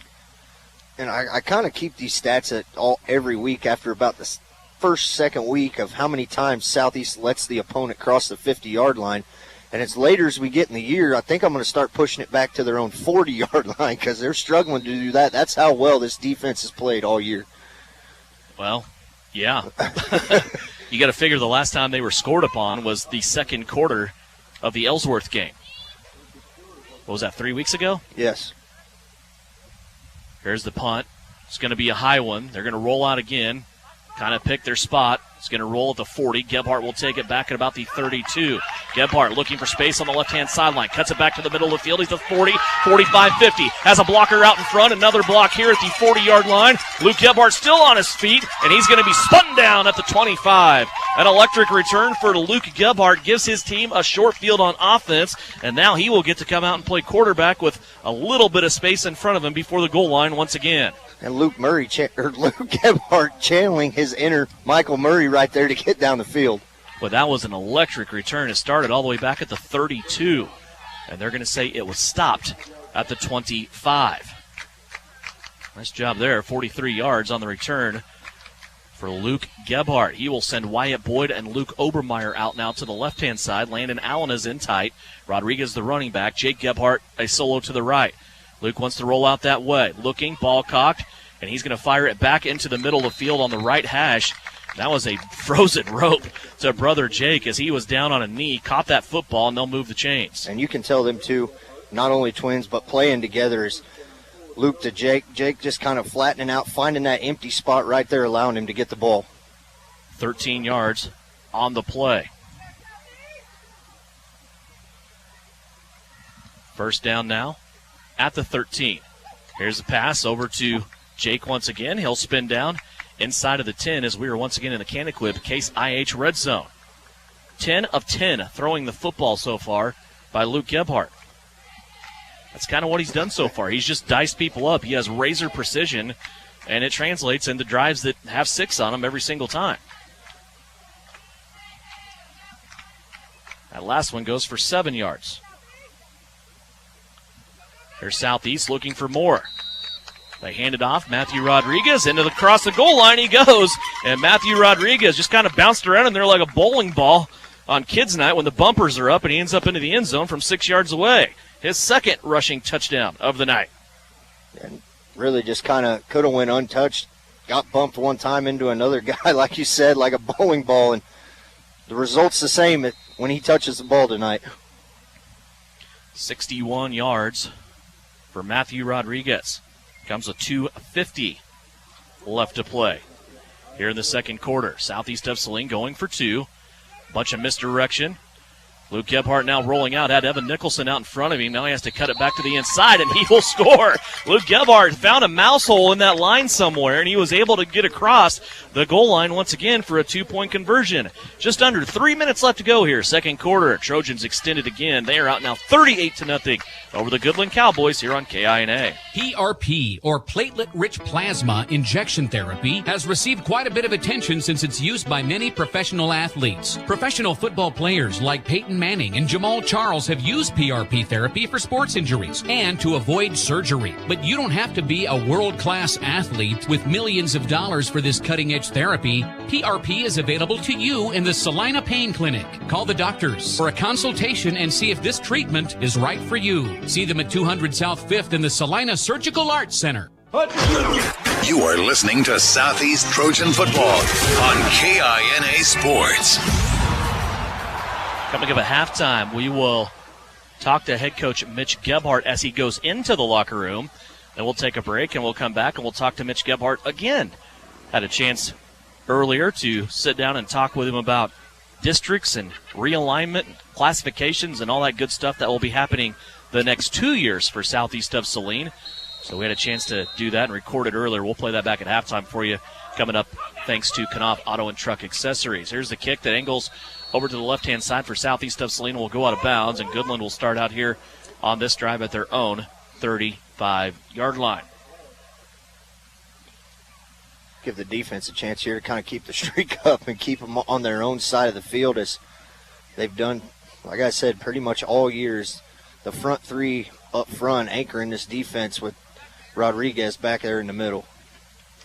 Coming out, playing some defense. He's been out there quite a bit tonight for Southeast of Saline, sophomore Cameron Whitty. He's been out there quite a bit. Daniel Kerr's been out there quite a bit. Wyatt Boyd's been out there. Luke Obermeyer, of course, has been out there. As right now, Southeast of Saline plugging holes without Dalton Bunch, without Michael Murray, and without Chase Pogue.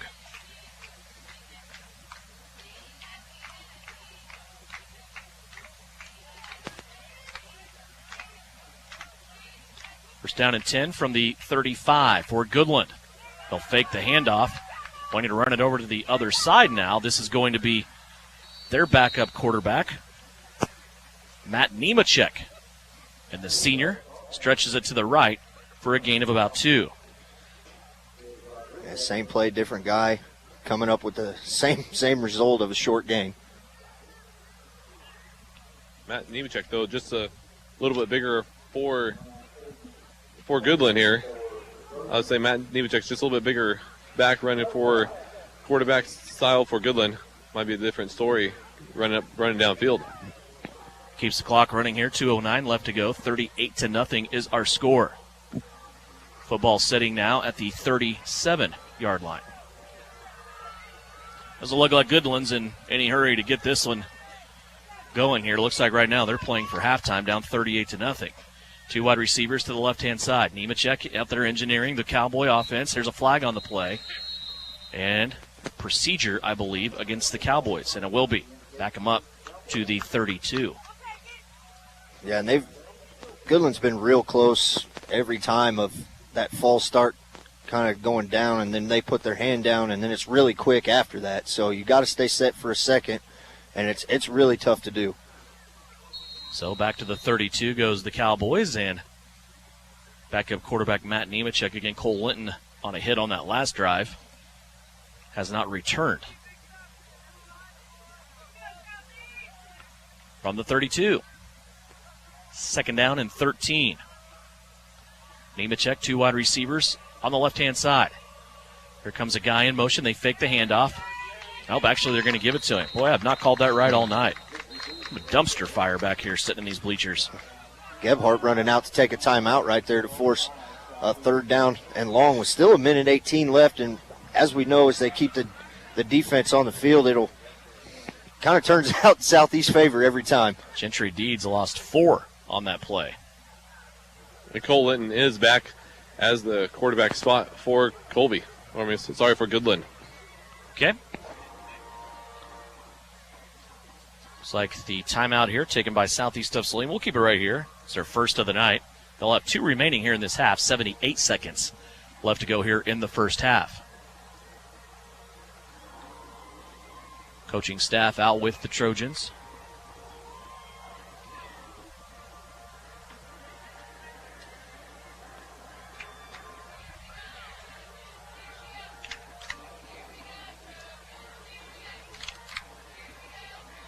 See what Goodland wants to do here on a 3rd down and 16.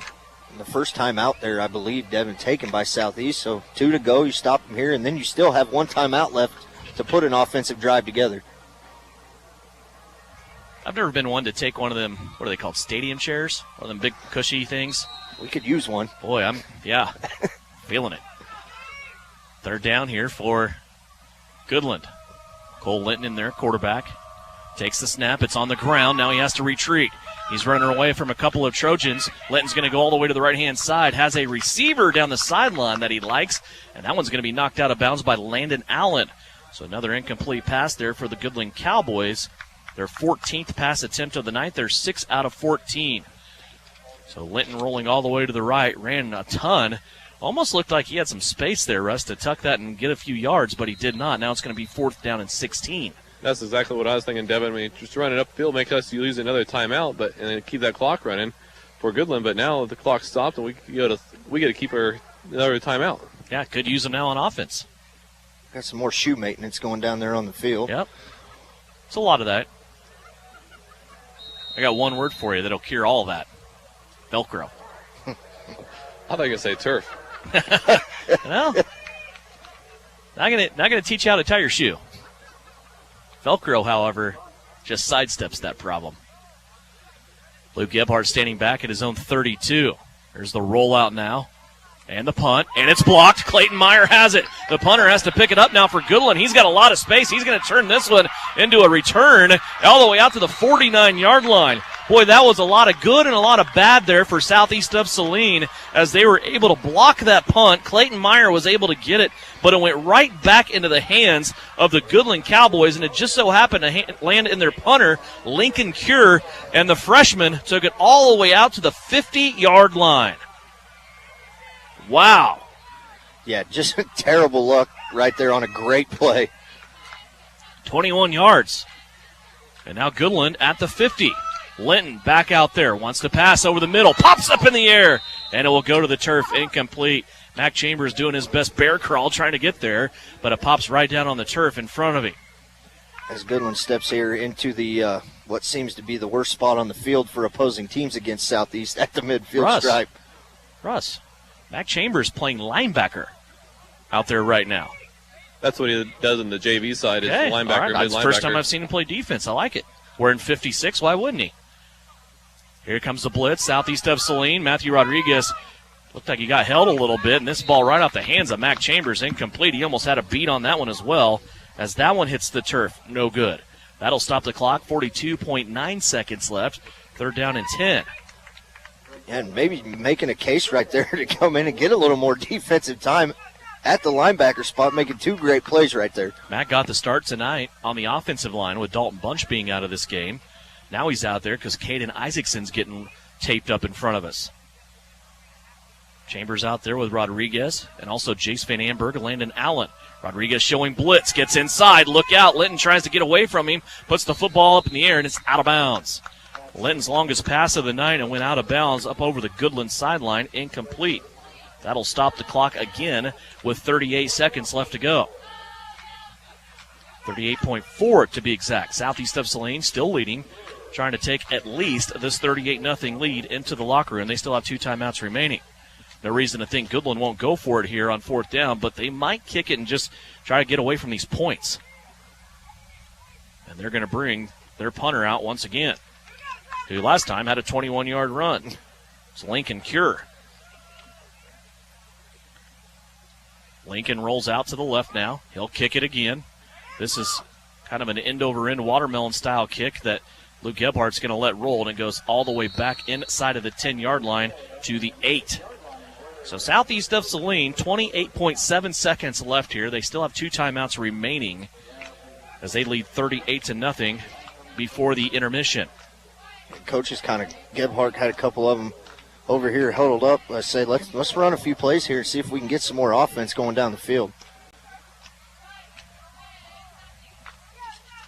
3 receivers to the right-hand side. Landon Allen, Wyatt Boyd, Jake Gebhardt. Jace Van Amberg is the receiver to the left. Goodland very confused here as you got 3 wideouts for Southeast on the near side and only one lone soldier out here. Luke Gebhardt's going to take the snap. Quarterback design. He's going to get across the middle of the field, slung down there just short of the 15, brought down to the 14. That's a 6-yard gain. And that might be enough for Southeast to take this to the locker room and call it good for the first half.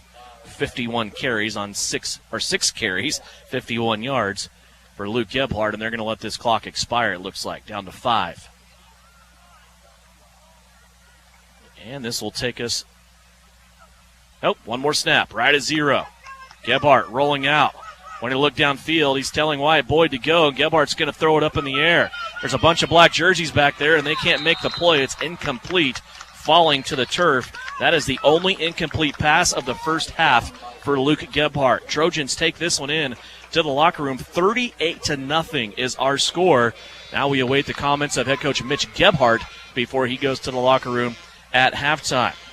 Good first half for Southeast of Saline. Injuries, though, starting to pile up, Russ, as the trainers from Salina Regional Orthopedic and Sports Medicine Clinic have been busy here on this sideline. And that's not somebody you want to be busy that is on your sideline. Yeah, it's great to have them, the best care that this team can have. And just unfortunate last couple weeks so far with the injuries.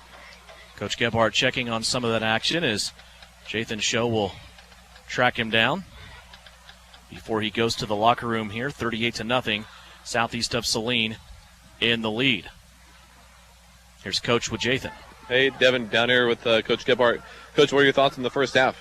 Well, I after that onside kick, we kind of had to change our thought process a little bit, and when we didn't get it, and I thought the kids responded to that pretty well. And yeah, you started off a little slow, a little different than normal games, but you guys handled it well, handled the pressure well, got the interception down there, and the defense really stood their ground. Yeah, the defense did a good job of holding there, and then I had to kind of grind out a couple drives there on offense, but I thought we got it going. And then even on the offensive side with Matthew Rodriguez running the ball, running downhill, what are your thoughts on him running the ball? I thought Matthew looked fast. I don't say that very often, but I thought Matthew really broke a couple tackles there, and then as he scooted through there, I thought Matthew looked awful fast. Yeah, it looks good. We'll see you in the second half. All right, sounds good. On the field, that's Mitch Gebhardt with Jathan Show. 38-0, our score here at the break as the Trojans go into the locker room, as do the Cowboys. When we come back here on the Knauf Auto and Truck Accessories halftime report, we'll have stats for you from the first half. We'll also take a check of that Bennington State Bank scoreboard. But coming up next, we'll have a pre-recorded interview. We're not going to bother him at halftime, but a chance to sit down earlier with head coach Mitch Gebhardt, just talking about changes coming for Southeast of Saline in the next 2 years as far as the football landscape goes, the slide from 3A to 2A, and also new district opponents and a whole brand new schedule for Southeast of Saline. I'll tell you, it involves less travel. That's one tease I will make. We'll talk about that when we come back. The Knauf Auto and Truck Accessories halftime report is here. Trojans lead Goodland 38-0 right here on KINA. Knauf Auto and Truck Accessories. Everything to bling out your ride in one place, including top quality lift kits, wheels and tires, bumpers, Jeep accessories, fender flares, bed covers, bed liners, step bars, even custom painting. Knauf Auto is the and soil dealer and has many synthetics and filters in stock. Visit Knauf Auto on Facebook for specials, great ideas, and let them make your truck stick out in a crowd. Knauf Auto and Truck Accessories, supporting the Southeast of Saline Trojans. Frisbee Construction Construction is a service organization for the commercial grain industry dedicated to giving you the best in planning, the best in quality, and the best of workmanship, and overall the best value for your dollar since 1949. Frisbee Construction specializes in new construction as well as remodel and repair of grain handling facilities throughout the Midwest. Frisbee Construction Company in Gypsum has emergency crews available as needed. For more information, go to frisbeeinc.com. Don't get caught on empty. Fill up on all your basic needs at Aceria Oil and Hardware. We want to be sure all our Trojans are fueled up for the big game. Whether you're on the field or in the stands, start with a full tank of gas for your car or your belly. Get your favorite pizza and snacks to have enough stamina to get that Trojan win. Aceria Oil and Hardware, located in Aceria at the corner of Center and Main. We'll fill you up. Kansas Wesleyan University offers great nursing education options with a BS major in nursing and an RN to BSN program. KWU recently opened a brand new $5 million nursing education center that features state-of-the-art simulation rooms and next-generation classroom equipment designed to take the educational experience to the next level. Wonderful scholarships and opportunities to gain experience are available. Want to know more? Check out kwu.edu/nursing today. That's kwu.edu/nursing. Salina Regional's Orthopedic and Sports Medicine is your home field advantage. Our physicians include sports medicine physician Dr. Matthew Pyle, along with orthopedic surgeons Drs. Travis Rump, Todd Riley, and Timothy Hawks, plus an A-team of certified athletic trainers and physical therapists. We're ready when you need us to help prevent injuries, enhance performance, or to heal through surgery and rehabilitation. For area athletes to weekend warriors, the home field advantage starts at Salina Regional Orthopedic and Sports Medicine. It's third down and 8 for the Trojans. They really need to make the right call here. During the football game, it's crucial to make the right call. And in real estate, one call can bring a positive outcome from your real estate experience. Whether you're looking for real property, upsizing to make room for the family, downsizing, or acquiring investment property, call Winnell Garrettson at SalinaHomes.com. What a call! Touchdown, Trojans! Buy or sell, call Winnell. This is the Trojan Halftime Report. Coming up, a first half recap, stats, interviews, and a look at other area games. Let's head back to the stadium for Trojan Halftime on KINA. Back here at halftime, it's brought to you by Knopf Auto and Truck Accessories, southeast of Saline at Goodland. We're going to step out of the current day here real quick, and we had a chance earlier, of course, before the game. Coach Gebhardt's busy right now in the locker room, but we had a chance to talk to Coach Gebhardt right now, and we recorded this earlier in the day. We just want to talk about districts, things changing right now in the lower classes of high school football, and we talked a little bit a couple weeks ago about six-man being more prevalent and being more recognized by Keisha, and that's going to have a ripple effect up through 3A. Of course, southeast of Saline right now, the second smallest school in Class 3A. They're going to drop down to 2A next year, and that brings a new district and also brings a new schedule, Coach. And you got to go over to the Tony's Pizza Event Center on Wednesday and go through the scheduling and kind of the Keisha circus, I guess Wayne Sager used to call it every now and then. And out of that, you had a district assignment and also a new schedule assignment. Let's first talk about the district. I think the biggest focus on the current district that we have been in is the travel. For example, tonight we're sitting here in Goodland, but you got a new district, and that'll feature a 4-team district now other than southeast of Saline. So you have 4 district games, and that's Ellsworth, Halstead, Hillsboro, and Lyons. All opponents that we've been familiar with here in recent history under your tenure. What do you think about the district for Southeast coming up the next 2 years? Well, and that's one thing we did look at was the travel. It's not even close to being the same as it has been. I think it's a very good district. If you look at the history of those programs that we're going to play, they've had awful good football seasons. So, I think that district's very good. I think it'll be an exciting, fun time. Districts are a little bit different when you have 5 teams in it. You have a week that's kind of a bye week, I guess, and we did pick up Clay Center during that time. So it's going to be a little different feel for it, I think, in that district. But I'm excited for our kids to go play those schools and see what happens next year. Little footnote and maybe a little bit of humor here, but are we ever going to be able to get Halstead to come to the campus of southeast of Saline? This game next year is on the road as well, and I know we should have them at home now in 2023? Yeah. That's exactly what I thought when I saw we were going to play them, I thought, well, maybe they'll come to our place, but not the first time. But yeah, I guess we will. We've definitely traveled there several times, and they have a really good football program there, and I'm excited to get to go play them. Let's look at the non-district opponents now. A couple NCAA schools in there with Beloit and Minneapolis. They stay on the schedule, but also some additions and a couple of teams that we haven't seen on a regular basis. Of course, Clay Center will come into the mix. We played them in the playoffs last year, so the Tigers and the Trojans will match up in football. Also, Rock Creek, the Mustangs, on the schedule to open up next season.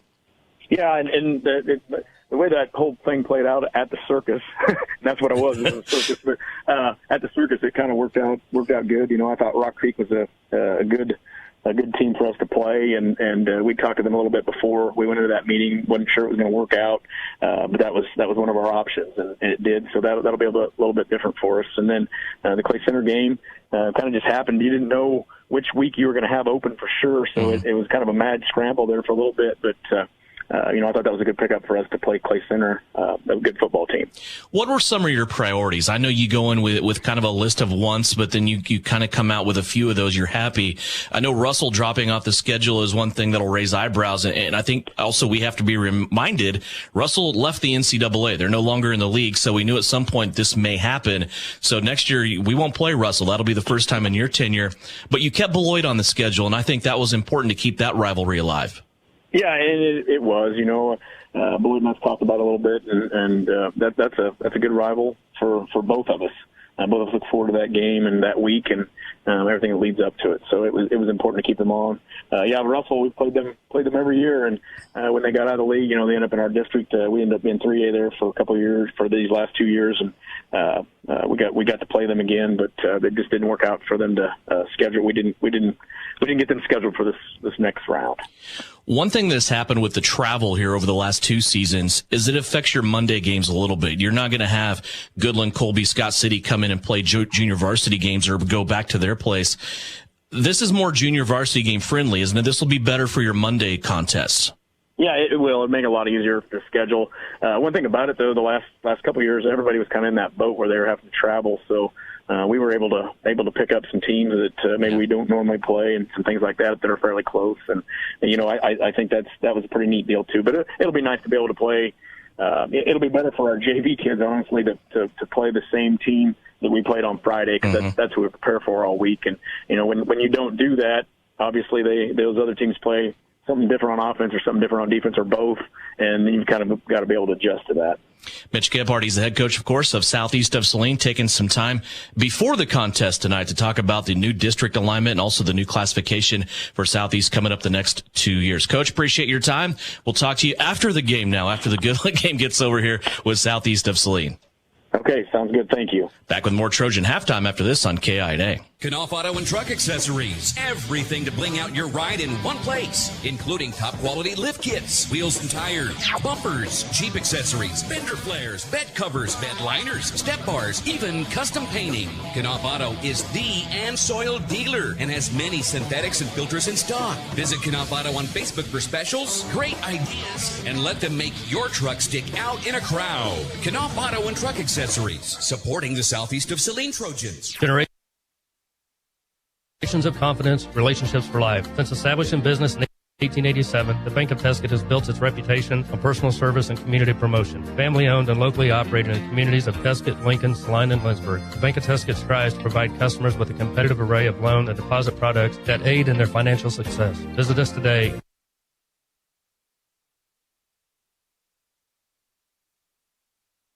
See why so many people have helped the Bank of Tuscany become one of the strongest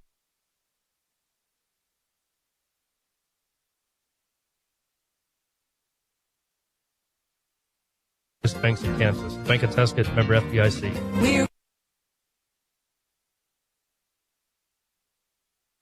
Stardust Trophy Downtown Salina has all the cool football medals and trophies your team needs for its players when their practice session pays off in big wins. Choose from tons of trophy styles and customize it exactly as you want. Stardust Trophy. You've probably been driving around car lots and wondering what in the world's going on. No one has very many cars. Hi, this is Tim Holm at Home Automotive Center. Things are changing every day, and our sales team is here to answer any questions you may have. Vehicles are selling differently, and they're moving faster than ever, and most models are still available with a little searching. We invite you to visit about your future and let us work with you with no commitment. Stop by at Home Automotive Centers in Abilene or Saline. You'll be glad you did. Roselawn Memorial Park would like to send best wishes to the Southeast of Saline football team. Go get 'em Trojans. For the services they offer, visit RoselawnSalina.com.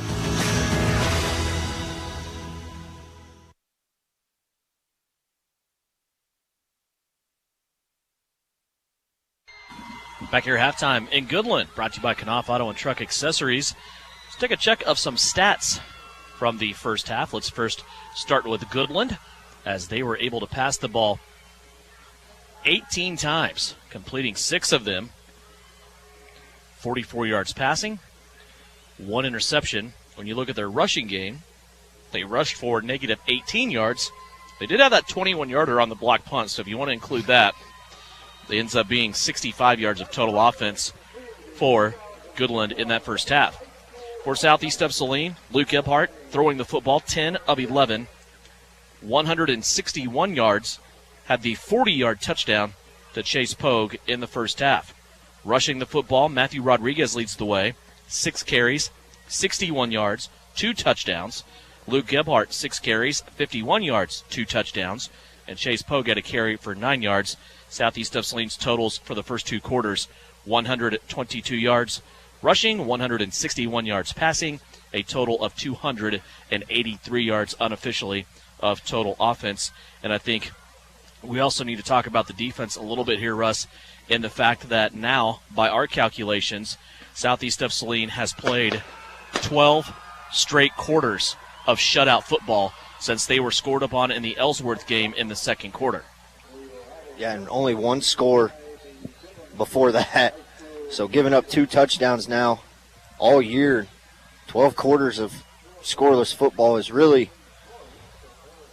almost unheard of. As this defense is just absolutely incredible. And like I said, all the time, it anchored by these front 3 up front that really set the tone. And Michael Rodriguez just kind of came to play to, Matthew Rodriguez. You're about to give him a brother. I'm going. He's going to, but yeah, a man possessed out there. We saw him score that touchdown, and you and I kind of talked about it. It looked like a late hit kind of from where we were sitting. And since that point, kind of just a man possessed out there. When we come back, we will go on a check over the Bennington State Bank scoreboard. It's 38-0. Our score here at the break, Southeast of Saline leading Goodland here on KINA. Knopf Auto and Truck Accessories. Everything to bling out your ride in one place, including top quality lift kits, wheels and tires, bumpers, Jeep accessories, fender flares, bed covers, bed liners, step bars, even custom painting. Knopf Auto is the and soil dealer and has many synthetics and filters in stock. Visit Knopf Auto on Facebook for specials, great ideas, and let them make your truck stick out in a crowd. Knopf Auto and Truck Accessories, supporting the Southeast of Saline Trojans. The Appliance Center. It's where you go to shop for washers, dryers, kitchen appliances, furniture, pellet grills, TVs, and so much more. If you are looking for a local, family-owned business, visit the Appliance Center. We're in the big red and white building on South Broadway in Salina. Come experience the Appliance Center difference.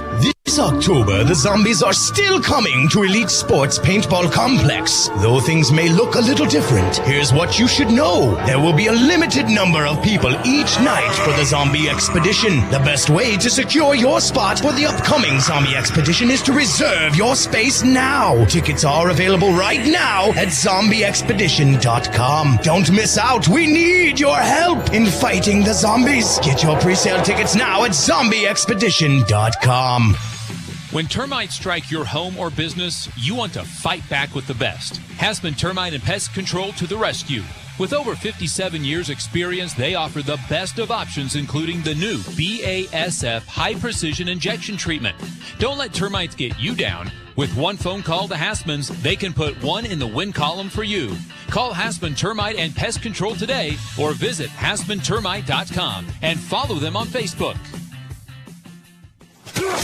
You're listening to Trojan Football on KINA Sports. Back on the Knopf Auto and Truck Accessories halftime report. 38-0. Southeast of Saline leading over the Goodland Cowboys. some scores of interest to pass along to you as we take a check of the Bennington State Bank scoreboard. St. Mary's at the half, leading Republic County 34-0. Beloit leading over Norton 18-6. Russell over Colby 21-6 at the break. Also, Abilene trailing Ulysses by a count of 13-0. Abilene made the long road trip to Ulysses tonight.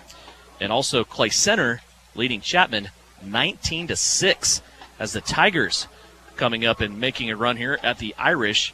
Clay Center came in 0-2 in district play and a -42. They can upset the apple cart in the middle of that district tonight with a win over Chapman. Chapman comes in 1-1. Their lone loss to Riley County last week as Riley County stayed perfect and Chapman even as far as points coming in to tonight's game. Another break. Let's take a 3-minute timeout. When we come back, third quarter action for you. Southeast of Saline leading 38-0 right here on KINA. Knauf Auto and Truck Accessories. Everything to bling out your ride in one place, including top quality lift kits, wheels and tires, bumpers, Jeep accessories, fender flares, bed covers, bed liners, step bars, even custom painting. Knauf Auto is the and soil dealer and has many synthetics and filters in stock. Visit Knauf Auto on Facebook for specials, great ideas, and let them make your truck stick out in a crowd. Knauf Auto and Truck Accessories, supporting the Southeast of Saline Trojans. Troublesome car repair and everyone has told you it cannot be fixed or it's way too expensive? Try McKim Auto Service in Gypsum, Kansas. They do quick, dependable work and provide the lowest hourly rate in the area. McKim Auto will service your vehicle from front to back and everything in between. They treat you and your car like a friend or even family. McKim Service specializes in engine and transmission rebuilds. 701 Naval, Gypsum, Kansas. Wouldn't trust anyone else with my family car. So, if your repair seems grim, remember McKim. Give them a call today to make your appointment.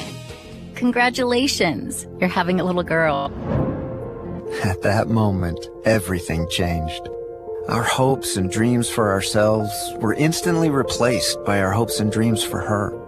We got life insurance policies from Shelter Insurance, so that regardless of what life throws at us, we'll still be able to provide the world to her. Shelter Life Insurance Company, Columbia, Missouri. See Kelly Kitchener today for a free personal protection review. When everything changes for you, visit Shelter Agent Kelly Kitchener. The Southeast of Saline School District has a long-standing reputation for excellence. This excellence in public education has been a source of great pride and one of the factors contributing to the quality of life in our community. The Southeast of Saline Education Foundation works in partnership with the USD 306 School District and the community that it serves to maximize student potential, thereby creating a lasting legacy, not only for our children, but for our community. The Southeast of Saline Education Foundation salutes the Trojans sports program. Are you looking for a local brokerage firm to help with your Medicare, life insurance, and annuities? L&L Advisors is the #1 local Medicare supplement and insurance specialist. Medicare can be confusing. Let the experts at L&L Advisors help make sense of it. Stop by one of 3 locations in Salina or McPherson and speak to an agent about the needs of your family. L&L Advisors, main office at 717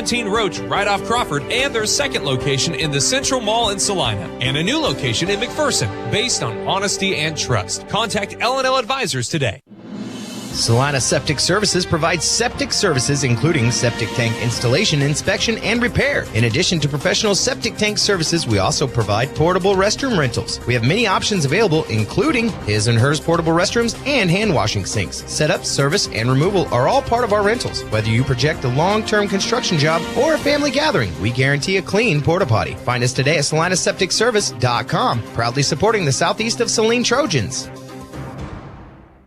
You're listening to Southeast of Saline football on KINA. Back here in Goodland, Devin Haney, Russ Kossel, Jathan Show running around here somewhere. I think he may have went to the concession stand. Teams finally coming back onto the field as we had what would equate to an untimed halftime there. It's homecoming in Goodland, so I think they just took it at liberty to run the halftime as long as they wanted to. That's okay. I mean, homecoming only comes every year in your life. So hopefully everybody got what they wanted for homecoming and everybody in Goodland Town is happy. Got some things coming up here on KINA, Russ. No, you're interested in Xfinity Series racing tomorrow from the Roval. Gotta love that word, Roval in Charlotte. Explain it to us what a Roval is. a messed up situation is what NASCAR did with the Roval. So I kind of love it, though. I'm not a road course guy, but you start the Roval, they start on the main front stretch at Charlotte Motor Speedway and very quickly get up to speed and then very abruptly make a hard left into the infield. Smoking the brakes, sliding into barriers. You can go from there. I think there's 14 or 16 turns in the road course. Amount. So they took the oval and put it with a road course, and that's where they got the word Roval, I assume. That's going on at Charlotte. We have Xfinity Series racing for you tomorrow. I believe starts at 1:30. Sam's probably going to text me if I'm wrong on that. And then also on KINA, on Sunday, we have the Chiefs. Great thing about that, it's a Sunday night game. The Chiefs play the Bills. Pregame starts along Chiefs Radio Network at 6 o'clock. So also we have Cup Series racing from Charlotte's Roval on Sunday starting at 1:30 or noon. I don't know. It's somewhere. I believe it's 1:30 on Basically, that one. if the race is on or you're out and about, just have it on KINA, and you're going to hear NASCAR Series racing Saturday and Sunday, and then the Chiefs on Sunday night as they take on the Buffalo Bills. Here, we finally have some time ticking down off the clock. It looks like we will have a second half starting at some point. We gave you some scores.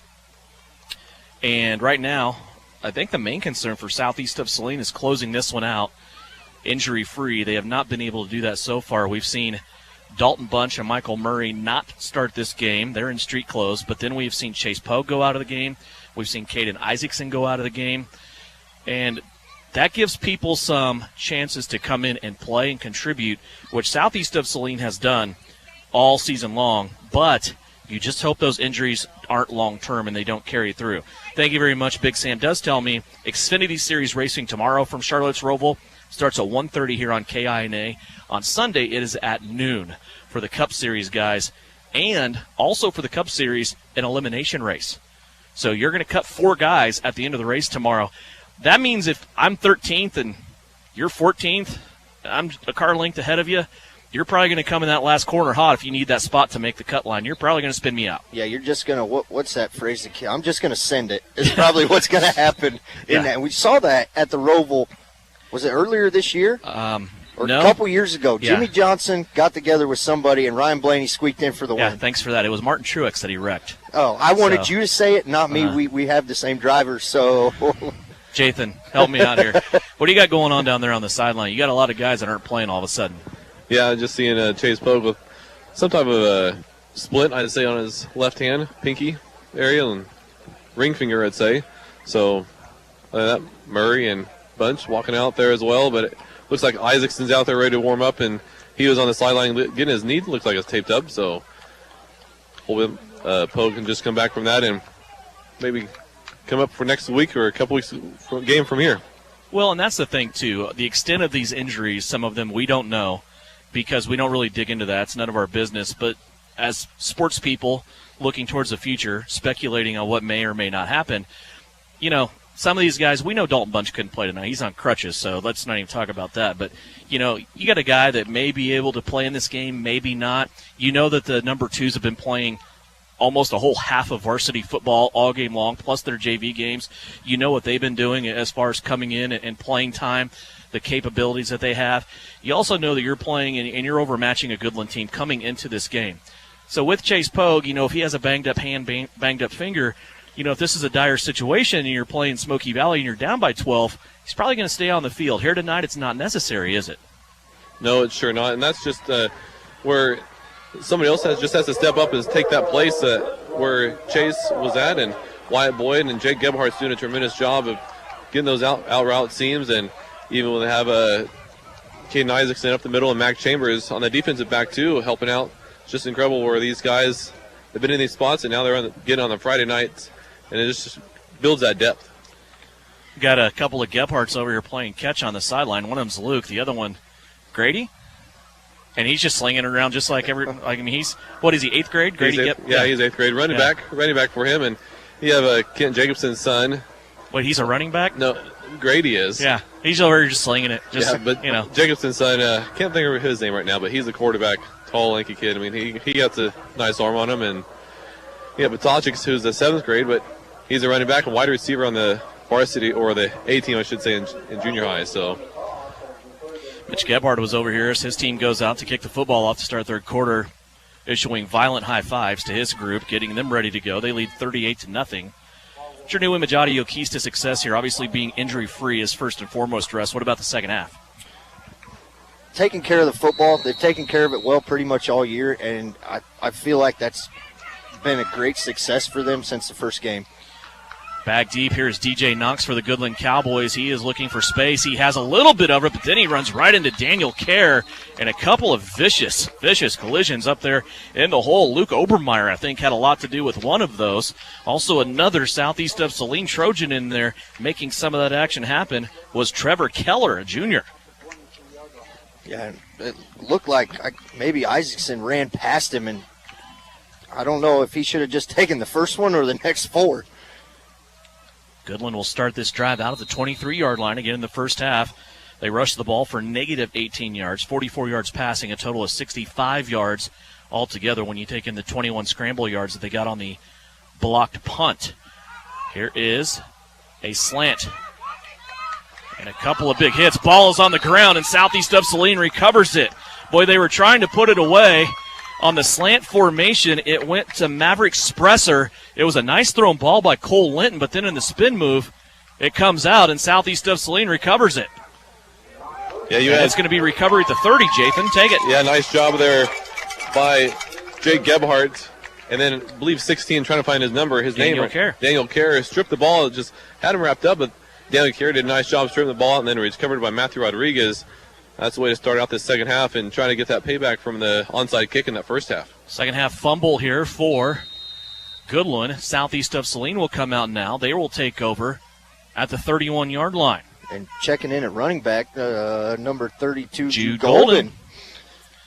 Golden standing right behind Luke Gebhardt. Gebhardt wants to throw. He has a jailhouse blitz. He gets knocked down, throws the football up. A flag on the play, and Jake Gebhardt still comes down with the football. It was one-on-one coverage. Jake Gebhardt along with DJ Knox.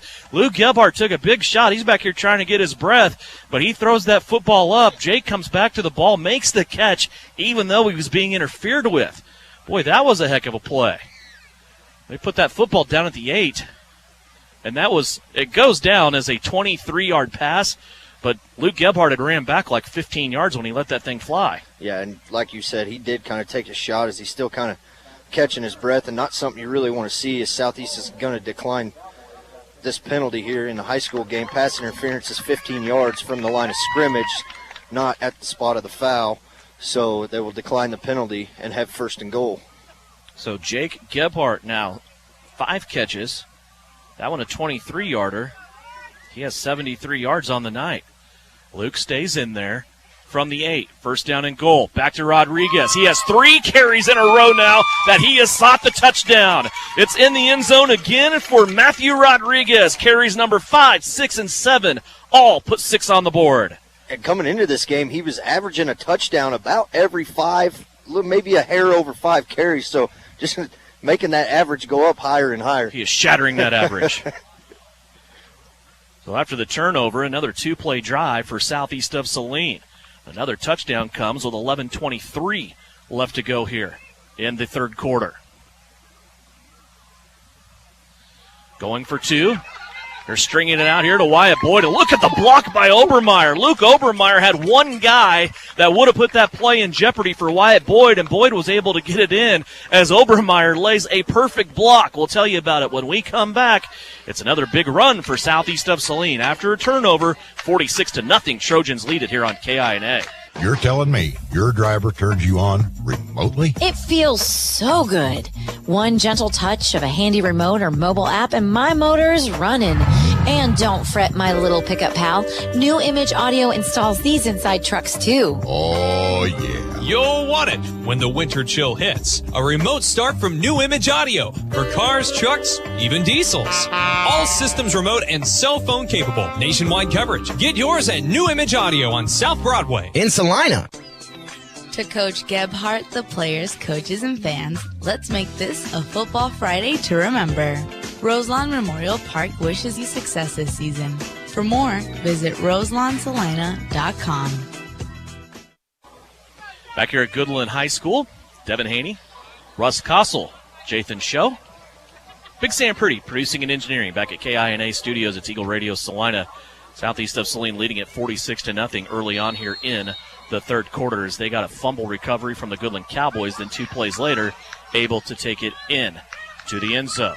Here's Cole Linton back inside the 5. He comes back on the return, wants to angle left, gets stacked up at the 21, and then backed up from there. Here comes the Goodland Cowboys once again. Tell us about that Luke Obermeyer block, Russ, that spun Wyatt Boyd into the end zone for the 2-point conversion. So that may have been the most disciplined play we have seen almost all year, I would say.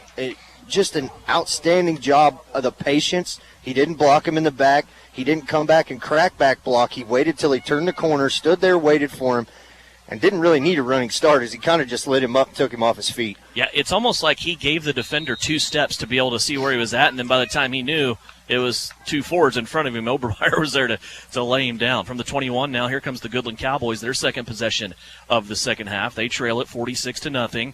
It's a drive off to the right-hand side. Linton on the keeper, and he is going to make it across the line of scrimmage and then get piled up at about the 24-yard line. It's a gain of 3 on first down. And we haven't called really the front 3 on this defensive line. His name's very much, but I'm going to give them another shout-out at clogging up the middle, doing their job, playing their gaps, and allowing the linebackers and really the corners at this point to contain it and make the tackle. Jasper McDowell right over the ball, breathing in the center's face mask all night long. Second down and 7. Here's Linton. He's going to sneak it into the belly of DJ Knox, and he is going to pay for it into the backfield. Dragging him down from behind was Braxton Blake. Braxton comes through. He read that play perfectly, and now Jasper McDowell will have to come off as his helmet went flying. He'll have to come over here and get substituted out by another Southeast of Saline player. And that will give us a chance now to see Eli Jackson, a 300-pound senior. He has a quarterback sack on the season.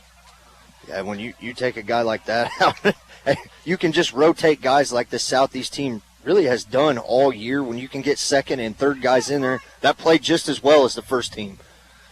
You think you get a break because Jasper McDowell goes to the sideline. Eli Jackson is right in there with fresh legs, ready to go right at you. Third down and 12. Here's Linton wanting to pass. He's going to be piled up and drop. Fumble. Matthew Rodriguez came in and got the sack. He also stripped the football, and he's going to come in and say, I have it, and he does. There's no argument there because Matthew has the ball in his hand. Yeah, and the one guy came in and held up 4th down, but it looks like they are. I don't know how, like you said, how you can argue that when Matthew just comes up, stands up real fast, and says, hey, I have the ball. Jathan, what's the line of scrimmage now set at? It's going to be set about we'll go to the 5-yard line. But that's just an incredible play by Matthew Rodriguez, stripping that ball and then basically just diving after it like he's going after a ring in the pool. Loss of 16 on the play. Back-to-back fumbles now for Goodland. Here comes Southeast. First and goal from the 5. Back to Rodriguez. He has to get around a defender, and they end up kind of piling each other into the end zone. There's a flag on the play. So this play may have never even got out of the gates if it's procedure here against Southeast. Looks like a call holding. Holding, okay. On the far side of the field, looked like left guard, left tackle over there. I can't really tell which number they're calling it on, but just what would that have been, Devin? 4 for 4 in the last 4 possessions? 4 in a row.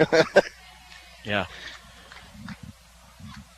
So they will take Southeast of Saline back here after the holding penalty. Looks like they're going to put the football at the 15-yard line.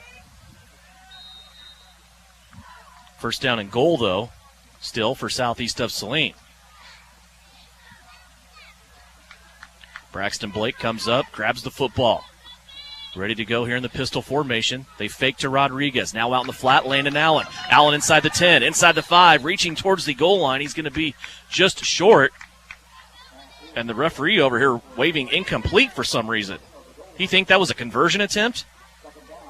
Yeah, I think that's exactly, Devin, because he looks just as confused as we are standing up here, and everybody else is going, why did he call it incomplete? It was a 13-yard pitch and catch from Luke Gebhardt to Landon Allen.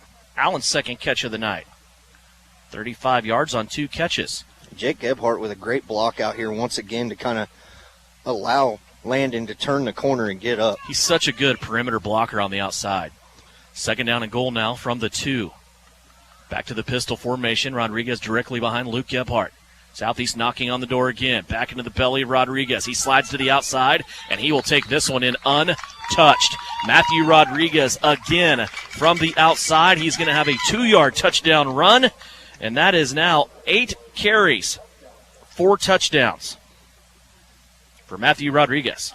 Southeast Saline bringing in the extra point attempt now, which we've seen them do when they get up, 30, 40 points. They'll bring out Wyatt Boyd out there to try the extra point. 2 turnovers, 2 touchdowns for Southeast of Saline. Taking those turnovers and punching them in for points. Wyatt Boyd's kick is up and good, and he gets another point on the board. Southeast of Saline now with a running clock, 53-0. They lead it over Goodland. You're listening to it. Brought to you by Winnell Garrettson. SalinaHomes.com. Buy or sell, call Winnell. Frisbee Construction is a service organization for the commercial grain industry dedicated to giving you the best in planning, the best in quality, and the best of workmanship, and overall the best value for your dollar since 1949. Frisbee Construction specializes in new construction as well as remodel and repair of grain handling facilities throughout the Midwest. Frisbee Construction Company in Gypsum has emergency crews available as needed. For more information, go to frisbeeinc.com. You're listening to Trojan Football on KINA Sports. Matthew Rodriguez putting on a show here, not only defensively but offensively in this game. He has had 4 consecutive carries for a touchdown dating back to the first half of action. Overall in this game, 8 carries, 72 yards, and 4 TDs. Now on the season, he has 13 touchdowns rushing the football. Here's a kick now by Wyatt Boyd. It's going to be taken by Linton back at the 10-yard line. He comes out to the middle, has to spin off a Southeast defender, still looking for space. Actually, that is not going to be Linton. That is a different man for the Goodland Cowboys. Please hold. I have to find his number. I didn't have it on my depth chart. Anthony Rubio will be the return man there. So Goodland comes out. 6:14 left to go. Running clock in effect here in Cowboy Country. Goodland will start this one out at their own 21. Linton still in there at quarterback for Goodland. First down and 10 from their own 21-yard line. Shotgun formation. They're going to snap it back to Linton. He wants to go to the right-hand side, and he is driven back for no gain on the play. Matthew Rodriguez again. This kid, man, remember those old commercials with the Energizer Bunny? It's kind of what Matthew Rodriguez is doing tonight. He's just, he is all over the place. Yeah, if it wound down in that extended halftime, I really didn't do much there. I'll just go ahead and crank her back up and play another 24 minutes of football. He has a quarterback sack, multiple quarterback sacks. And they get kind of cloudy when you talk about that because sometimes this quarterback is running. He's getting hit so early it's hard to diagnose if it's a run or a passing play. Has a strip recovery, then he ends up scoring off of that. But now Goodland goes over the right-hand side, and like maybe they waved the white flag on that play as Braxton Blake over there to put a brakes on things. Yeah, he was kind of beaten down on the quarterback there. And to his defense, it did look like his feet kind of came out from under him, which when he gets up, he's probably not too upset about. Cole Linton, 11 carries, going backwards 27 yards so far tonight. Clock down to 4:40 left to get played, third quarter.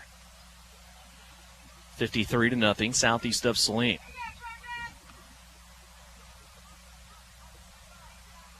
Goodland will dispatch 2 receivers to the left-hand side. Linton wants a timeout. It'll be their first one of the second half. 4:23 left to go here in the third. We'll step away for this Cowboy timeout. Southeast of Saline leading Goodland here on KINA. Maybe you don't play quarterback or make the highlight reel. Maybe you're not a high school athlete anymore. But just like an athlete, you can get first-class orthopedic care from Saline Ortho. Their doctors and staff strive to get you back to an injury-free, pain-free life as quickly as possible. Saline Ortho has a doctor on call 24/7 for all orthopedic injuries. So next time you're injured, trust the experts at Saline Ortho. Your voice, your choice, past, present, and future. See them online at salinaortho.com. You are listening to Southeast Trojan Football on KINA Sports. Back here in Goodland, let's take a check of your Bennington State Bank scoreboard. St. Mary's over Republic County, 34-0. Hutch leads Salina South, 20-0. That's in the third. Russell leading Colby, 28-14 in the third. Clay Center leading Chapman. That one getting close now. Early fourth quarter, 19-14. Clay Center over Chapman. And Solomon and Lincoln now has gotten close. Remember, Solomon jumped out early in that game, and now Lincoln has fought their way back. It's 36-32. Gorillas still out in front, but they've seen that lead shrink down to 4. Here, 3rd down and 11 for the Goodland Cowboys. They take it now from their own 20-yard line. And a pass to the right-hand side. Nearly complete, and they're going to call pass interference, I think, here on southeast of Saline. Cameron Whitty in the area. Yeah, just kind of on a double move right there, kind of bit a little bit, and then came running back and didn't get his head around on the ball, and kind of the product of what happens when you get beat on a double move. A couple of different white jerseys over there. Couldn't really see who it was. Might have been Jake Gebhardt in on that too. Doesn't really matter, but they're going to move this one now on pass interference. As Goodland will have the first down and the nose of the football sitting at the 35-yard line. Clock continuing to run. 3:39 left to go here, third period. Stay tuned with us after the game tonight from 10 until 11 o'clock here on KINA. It's the Kansas Information Network High School Football Scoreboard Show brought to you by Salina Surgical Hospital and Home Automotive Centers in Abilene and Salina.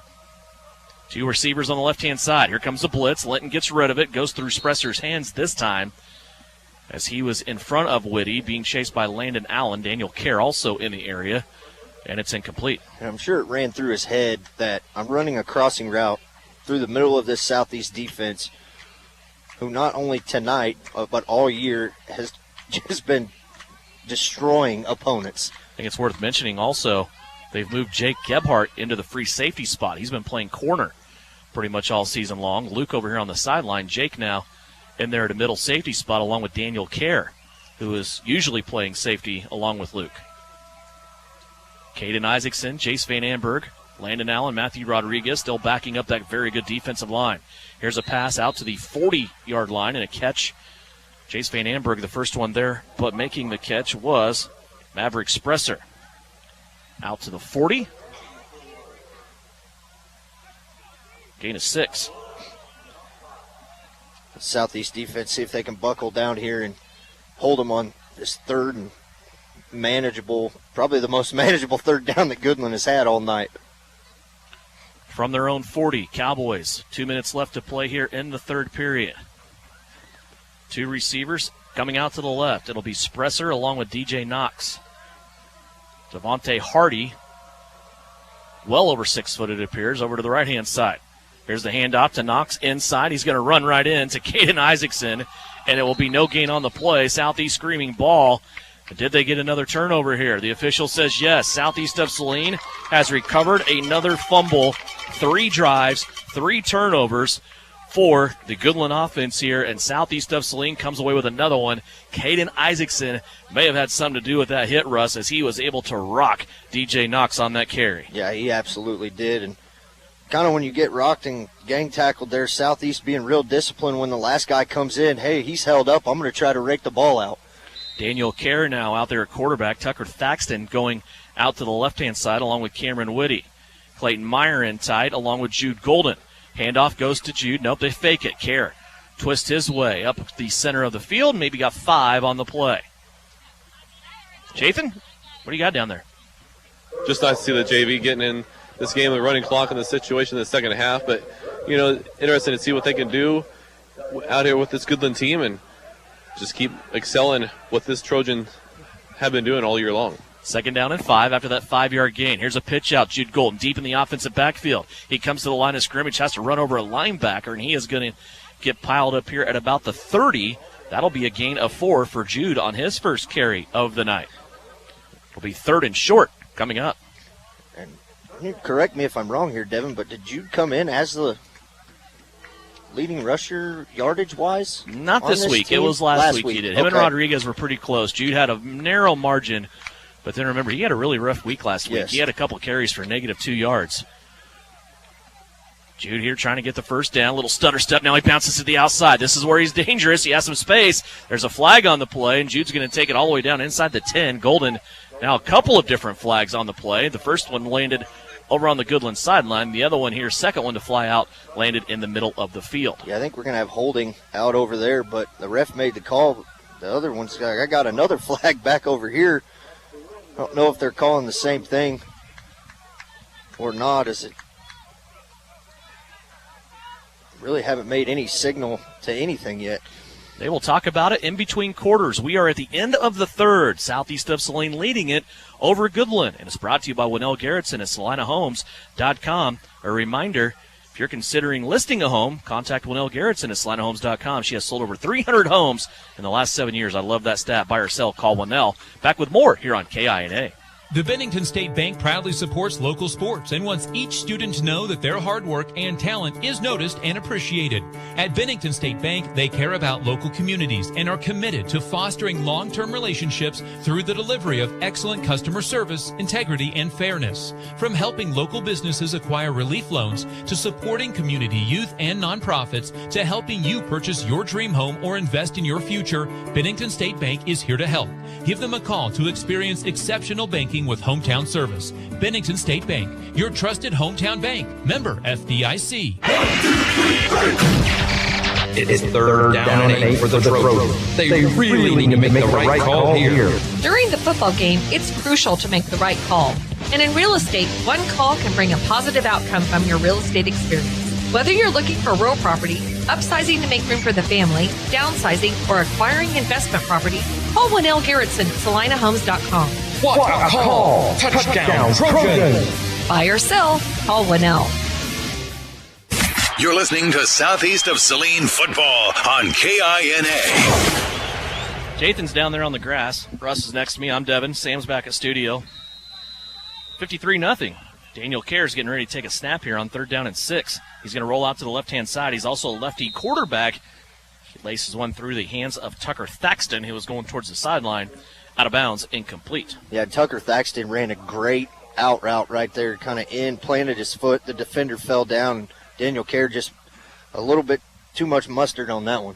Clock, though, will continue to run through this fourth quarter as the Trojans lead it 53-0. Pistol formation, fourth down. Southeast going for it, and Goodland does them a favor. Comes offsides. I still don't think it'll buy them a first down. I think they're about a half a yard short. They need to get to the 29 for a first down. I think they're going to be just inside of the 30 here. So about 3/4 of a yard. And you look out there right now is the second string JV, whatever you want to call them for Southeast out there on the line. I like to call them depth. The size difference between the two guys inside. Yeah. to the whole line of Southeast. Oh, yeah. Here's Golden now on the handoff. Little slide step to the right, now back to the left. He needed to get inside the 30, Jathan. I'll let you have it. I don't think he got it. Yeah, I don't think he got it either. That 79 for Goodland, Josh, I'm not even pronounce that last name. I'm not going there. But anyways,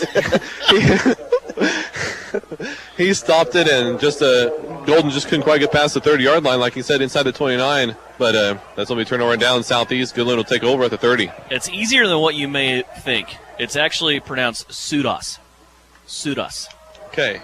Josh, you guys probably Sudas. knew where I was going at, and it wasn't going to be right. I wanted to at least hear an attempt. From 30, Goodland will take over here on their own 30-yard line. Clock continuing to roll. 10 minutes now left in this game. Nobody out wide here in this formation. Everybody in tight here in this single wing. They give it to DJ Knox, and he has some space, but then jumping on, Daniel Kerr is going to hold this, not even a first down. That ball looked like it might end up in the end zone as DJ Knox came out of there with a head full of steam, but then Daniel Kerr from his safety spot came up and held him to just a 9-yard gain. Yeah, and the depth here for Southeast is going to learn, just like the starters did, that they run that little counter play. They got yards on about the first 3 times they ran it, and then there was nothing after it. DJ Knox tonight, 9 carries for 3 yards. Football out to the 38-yard line for Goodland. Here comes a man in motion. They're going to fake it to him. Linton's going to keep it, try to knife his way through the left-hand side. has some space momentarily, but then that door closes very quickly, and Linton will have no gain on the play. It's that stat that we keep throwing out about opposing teams crossing the 50-yard line on Southeast will be a big test here. Let's not even talk about the 20. We're talking about the 50 now. Yeah. That's how ridiculous this has gotten. Last week, I don't believe Colby got within the 20. Tonight, Goodland hasn't got within the 20. Goodland's only been across the 50 here twice, I think, in this game. One of them was due to penalty. Here's the sweep out to the right-hand side. Linton's in trouble. He's nearly going to be ripped down by Evan Nicholson. Then the cavalry arrives, and they're going to have to whistle this one dead before Linton has a chance to get out of there, or before Southeast of Saline tears them apart. Yeah. Back to the 32-yard line. It's a loss of 6. Yeah. First one on the play, Evan Nicholson. It's probably a good thing there that the refs blew the play dead, because it was not going to end well for the offense. Also in there, up front, Trevor Keller, and also playing that nose tackle spot. Seems like he's been there since Jasper McDowell came out, as Eli Jackson. 4th down and 9. Punt formation here for Goodland. A high end-over-end kick. Daniel Kerr is the only one back for Southeast, and it's going to take a bounce at the 45-yard line. Jake Gebhardt nearly had that one hit him in the back, and then he just sprints off the field like Forrest Gump. That was pretty good. I just keep running. I mean, next thing you know, he's going to be out there tomorrow mowing the grass at Southeast. So that ball hit really hard off the turf, and Southeast of Saline will come out, and they will take over on their own 40.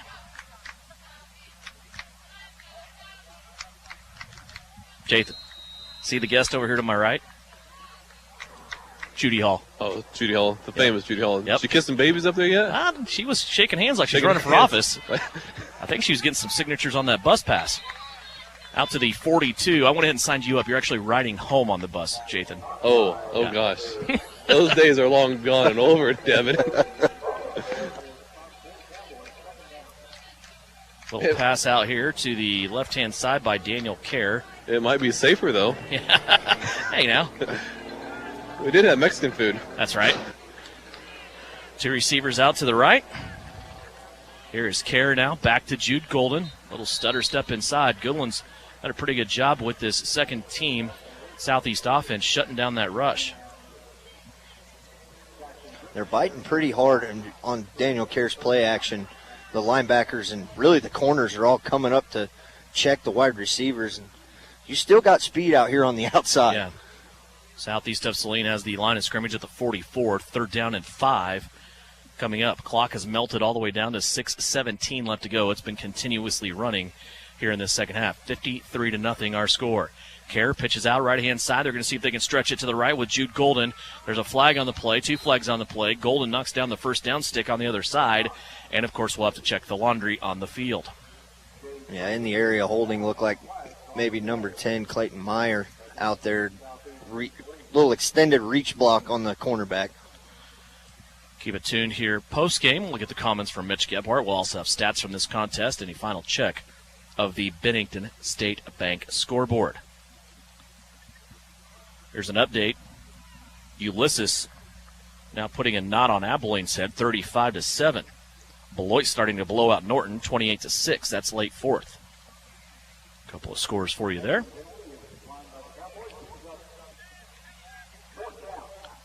So Jude Golden, they said, was spotted out of bounds 4 yards shy of the line of scrimmage. And the penalty on Southeast has been declined by Goodland. So it's going to be 4th down and 4 now coming up. Daniel Kerr with a long count. Now he wants to roll left. He's a left-handed quarterback looking down the field. He's going to try to get it in to Clayton Meyer, and it'll be picked off.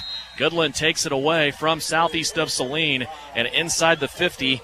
Once again, just for the 3rd time tonight as the Goodland Cowboys, Maverick Spresser on the interception, taking it away from Daniel Kerr. Russ, it looked like on that play, Kerr just kind of rolled out and held onto the ball a little too long. Yeah, Goodland's secondary did a really good job of playing discipline on the outside, and Kerr really nowhere to go. He couldn't really run it, had 2 guys right in front of him, kind of just to throw it out there and see if we can get it. Goodland will come out now. They'll take over at the Southeast of Saline, 45-yard line. Cole Linton is still your quarterback. Here comes a man in motion. They fake it to him. Linton now wants to roll left. Has a couple of guys out in front of him. Evan Nicholson now chasing this ball up in the air. Seems like a dead duck, but coming down with it is a Goodland receiver at the 31-yard line. That'll be a gain of 14 for the Cowboys. And that's where the size difference of the wide receivers from Goodland to the Southeast defenders is about 6-8 inches different, and it really kind of leaves the ball when it hangs up there, the offense a chance to go get it. Gain of 14 on the play. Now first down and 10 for the Cowboys. Football at the 31 in Southeast territory. This is the most threat Goodland has been all night long. Linton now fakes it, wants to pass it again. Down the field, has a receiver wide open, and that ball is dropped. That ball bounced around, went off a couple of helmets. Wyatt Boyd finally making the tackle, broke it up. Yeah, and that probably should have been caught for 6 points as Coach Gebhardt comes running out on the field to tell his defense, let's do better on the next play. That was probably the best-looking play Goodland's had all night. Now throwing the football in the second half. Cole Linton is 3 out of 5. Clock continuing. Now 3 minutes left to go.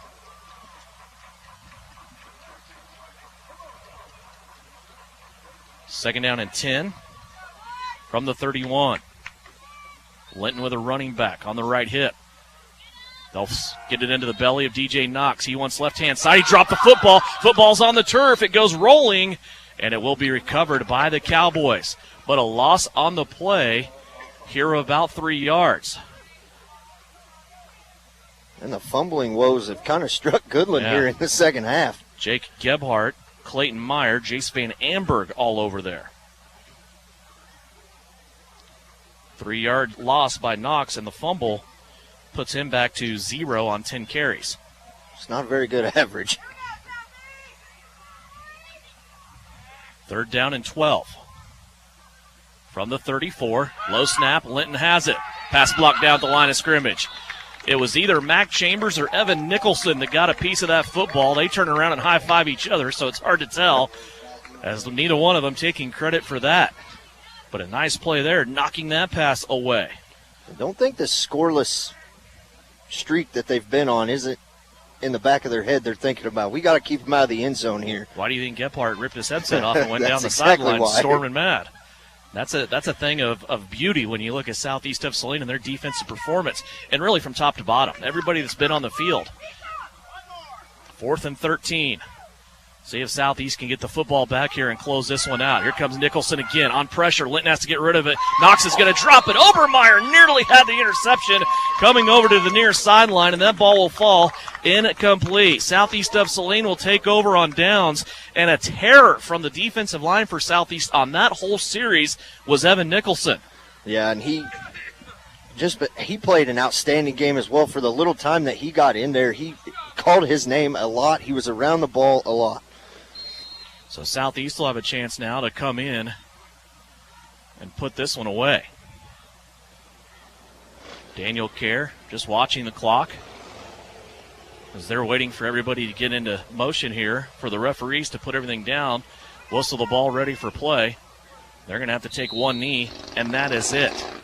53-0 will be our final score as Southeast of Saline gets the victory here on the road in Goodland. For the Trojans, really the majority of the damage came in the second quarter. They led 16-0 at the end of one, but then put 22 points on Goodland in the second quarter to lead 38-0 at the half. And Southeast of Saline once again with a lopsided running clock victory here, this time on the road against the Goodland Cowboys. Southeast of Saline now goes to 6-0 on the season. They are 3-0 in district play, and they are at a plus 63 as far as points in district play as well. When we come back, the postgame show. It's brought to you by Commercial Tire Centers. We'll have comments from head coach Mitch Gebhardt. We'll also have stats for you and a last check of the Bennington State Bank scoreboard before we sign off. Trojans win it 53-0 here on KINA. At Commercial Tire Centers, we know you have many places to be and lots of things to see. Your tires are everything, and we are here to serve you. From the smallest lawnmower tire to passenger tires, farm tires, and the largest truck and commercial tires, Call Commercial Tire. Oil changes, suspension service, alignment, too many things to mention. The trusted tire experts are at Commercial Tire Center. Commercial Tire Centers, where service is everything. The name is JJ Lawn Care, but don't let the name fool you. It's not just lawns they care about, it's their customers. JJ Lawn Care is a locally owned business that works with people in and around Salina on more than just lawns. Warm weather is winding down. Fertilizing and winterizing your lawn and removing those pesky leaves can be a real chore. Let JJ Lawn Care come to the rescue for your fescue. Give Jathan a call today at 820-7728. JJ Lawn Care, caring for more than just your lawn. When it comes to making plans for next year, it's time to think new for 22. Take advantage of the season's best pricing on model year 2022 Case IH equipment from CanEquip. Axial flow combines and headers, early riser planters, and more. Plus 5 years of an AFS Connect subscription with purchase on select equipment. Visit CanEquip in Salina, your Case IH Red Zone sponsor. Can equip you.